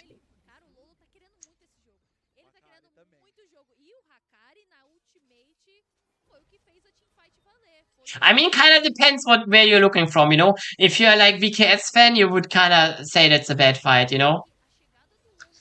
Let's see. We see it again. I think Lulu is like crazy with his flank. Great flank found. And now they're so low. But I think like there's just like Quartz has like 0 impact in this fight again. And that's kind of breaking their neck here. And then Quartz, look like he is so low. One more Q is not getting hit. Now the Lee Sin shield comes, but the Lee Sin shield is running out. And no, it's not actually running out. Jin is just dealing that much damage. I mean, with Collector, I guess, but crazy. He doesn't even have Collector, huh? Just takes the kill here. Easy peasy. Oh no. The Jarvan is like in danger. The Bard ultimate could be enough time for an EQ combo, but it's not enough. The EQ combo will not be enough. And now 7 next, they're kind of on the wrong side of the map here. Hikari gets Leona ultimated, gets Ambessa ultimated, but he's not. He's tanky. He's getting away with it for now. Now it gives a bit of initiative back to 7X. They could find Super Clever here. Bessa ultimate, not good use here. And in the scale of the week, I think they can get away with it. And BKS in general just getting 1 kill for nothing. It looked like 7X could bounce back here, but was a bit hard, Oh, I'm sorry. I'm solo casting, so I sometimes have to speak really quickly. It is what it is. Yeah. It's only 5k though. I think 7x was already far behind, So let's see. The dragon is now on the menu. Would be the third one for all of the teams. So both teams kind of want it. Let's see. Aikawa has no ultimate here. No real position to get any closer here. Bulas loses a lot of HP. 3k on the clock now. Whoa. VKS is moving forward.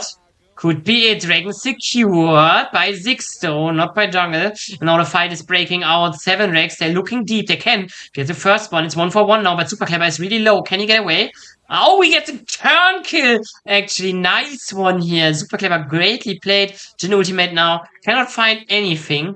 And with that, VKS, yes, the fight it's not the best. They're losing more members than 7Rex, but at least they're getting the dragon here. So the game stays close. And we're going into a replay here. The fight starting here. It's actually unlucky that since 7Rex cannot get the dragon here. Nice kick from Tsurulu. Then they're going into this fight here. But the Jarvan ultimate is just doing such a great job. And Super Clever. It looked like he's dying here immediately, but then, with the help of Syndra, he's dealing enough damage. Hakari nearly died as well. And it's crazy. I think they're a bit scared that they don't have DPS. I think that's what I'm thinking. Like, it looks like VKS, they're just thinking, oh no, we have no DPS, so we don't want to fight anymore because, we only have 6 Syndra and now our cooldowns are gone, so we kind of don't want to fight anymore, and then they run a bit too much. But even if they're a bit scared, the game is not lost yet for them. Ziggs has 4 items. AD carry Jin also 4 items. See 3 items on the mid lane. Funnily enough, Lolo has only 2 items now.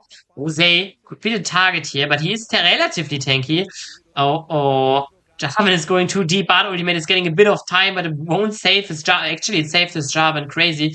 I'm not sure how Hiroto survives this, but now Super Clever finds him finally. He survived a really long time, but there's nothing they can do now. 2 kills already secured. They could look for more, but again, because they don't want to. They just don't want to do more than necessary here. Starting the Nash now. 7Rex, they still think they maybe can contest. They still have Jin ultimate, for example. But Buero is like kind of making it hard for Jin to ult. 7Ks now on the clock. Oh, Bula's nearly dying. And with that, this Nash should be secured. Super Clever. And so Rulo taking it down.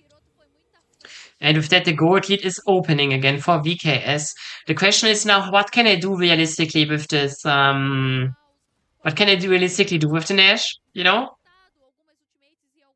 But with Syndra 6, they have definitely not a lot of siege potential.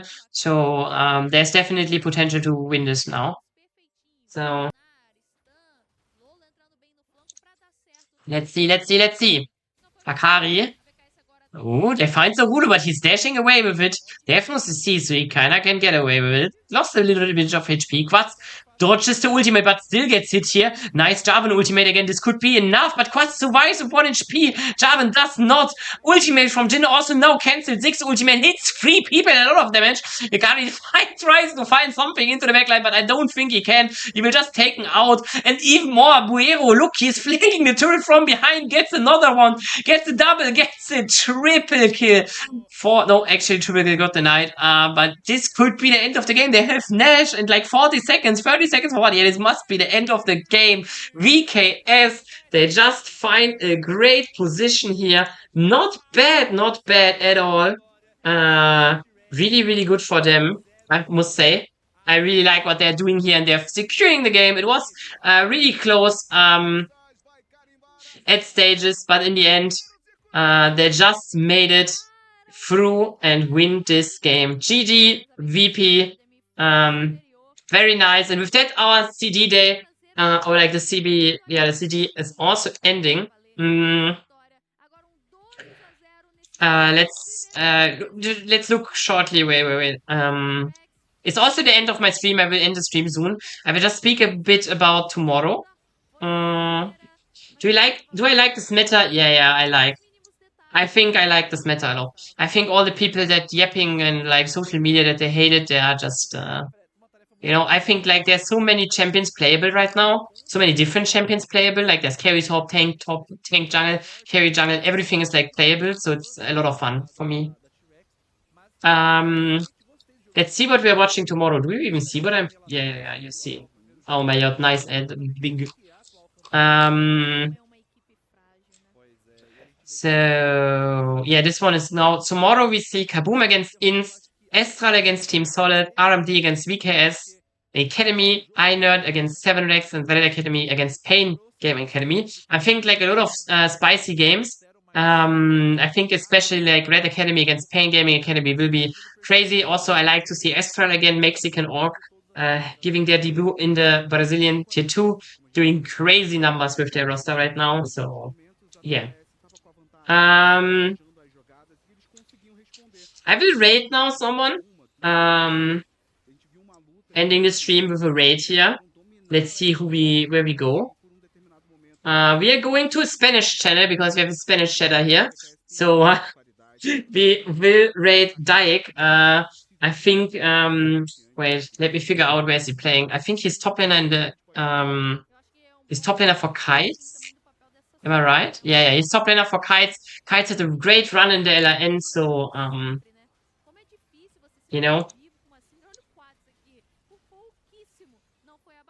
let's start our raid there. With our 4 viewers. Big! Oh, 10. Actually, it's getting more. Okay. 19. Okay, big raid. Yeah, then let's go there. I'm ending the stream and we see us tomorrow again.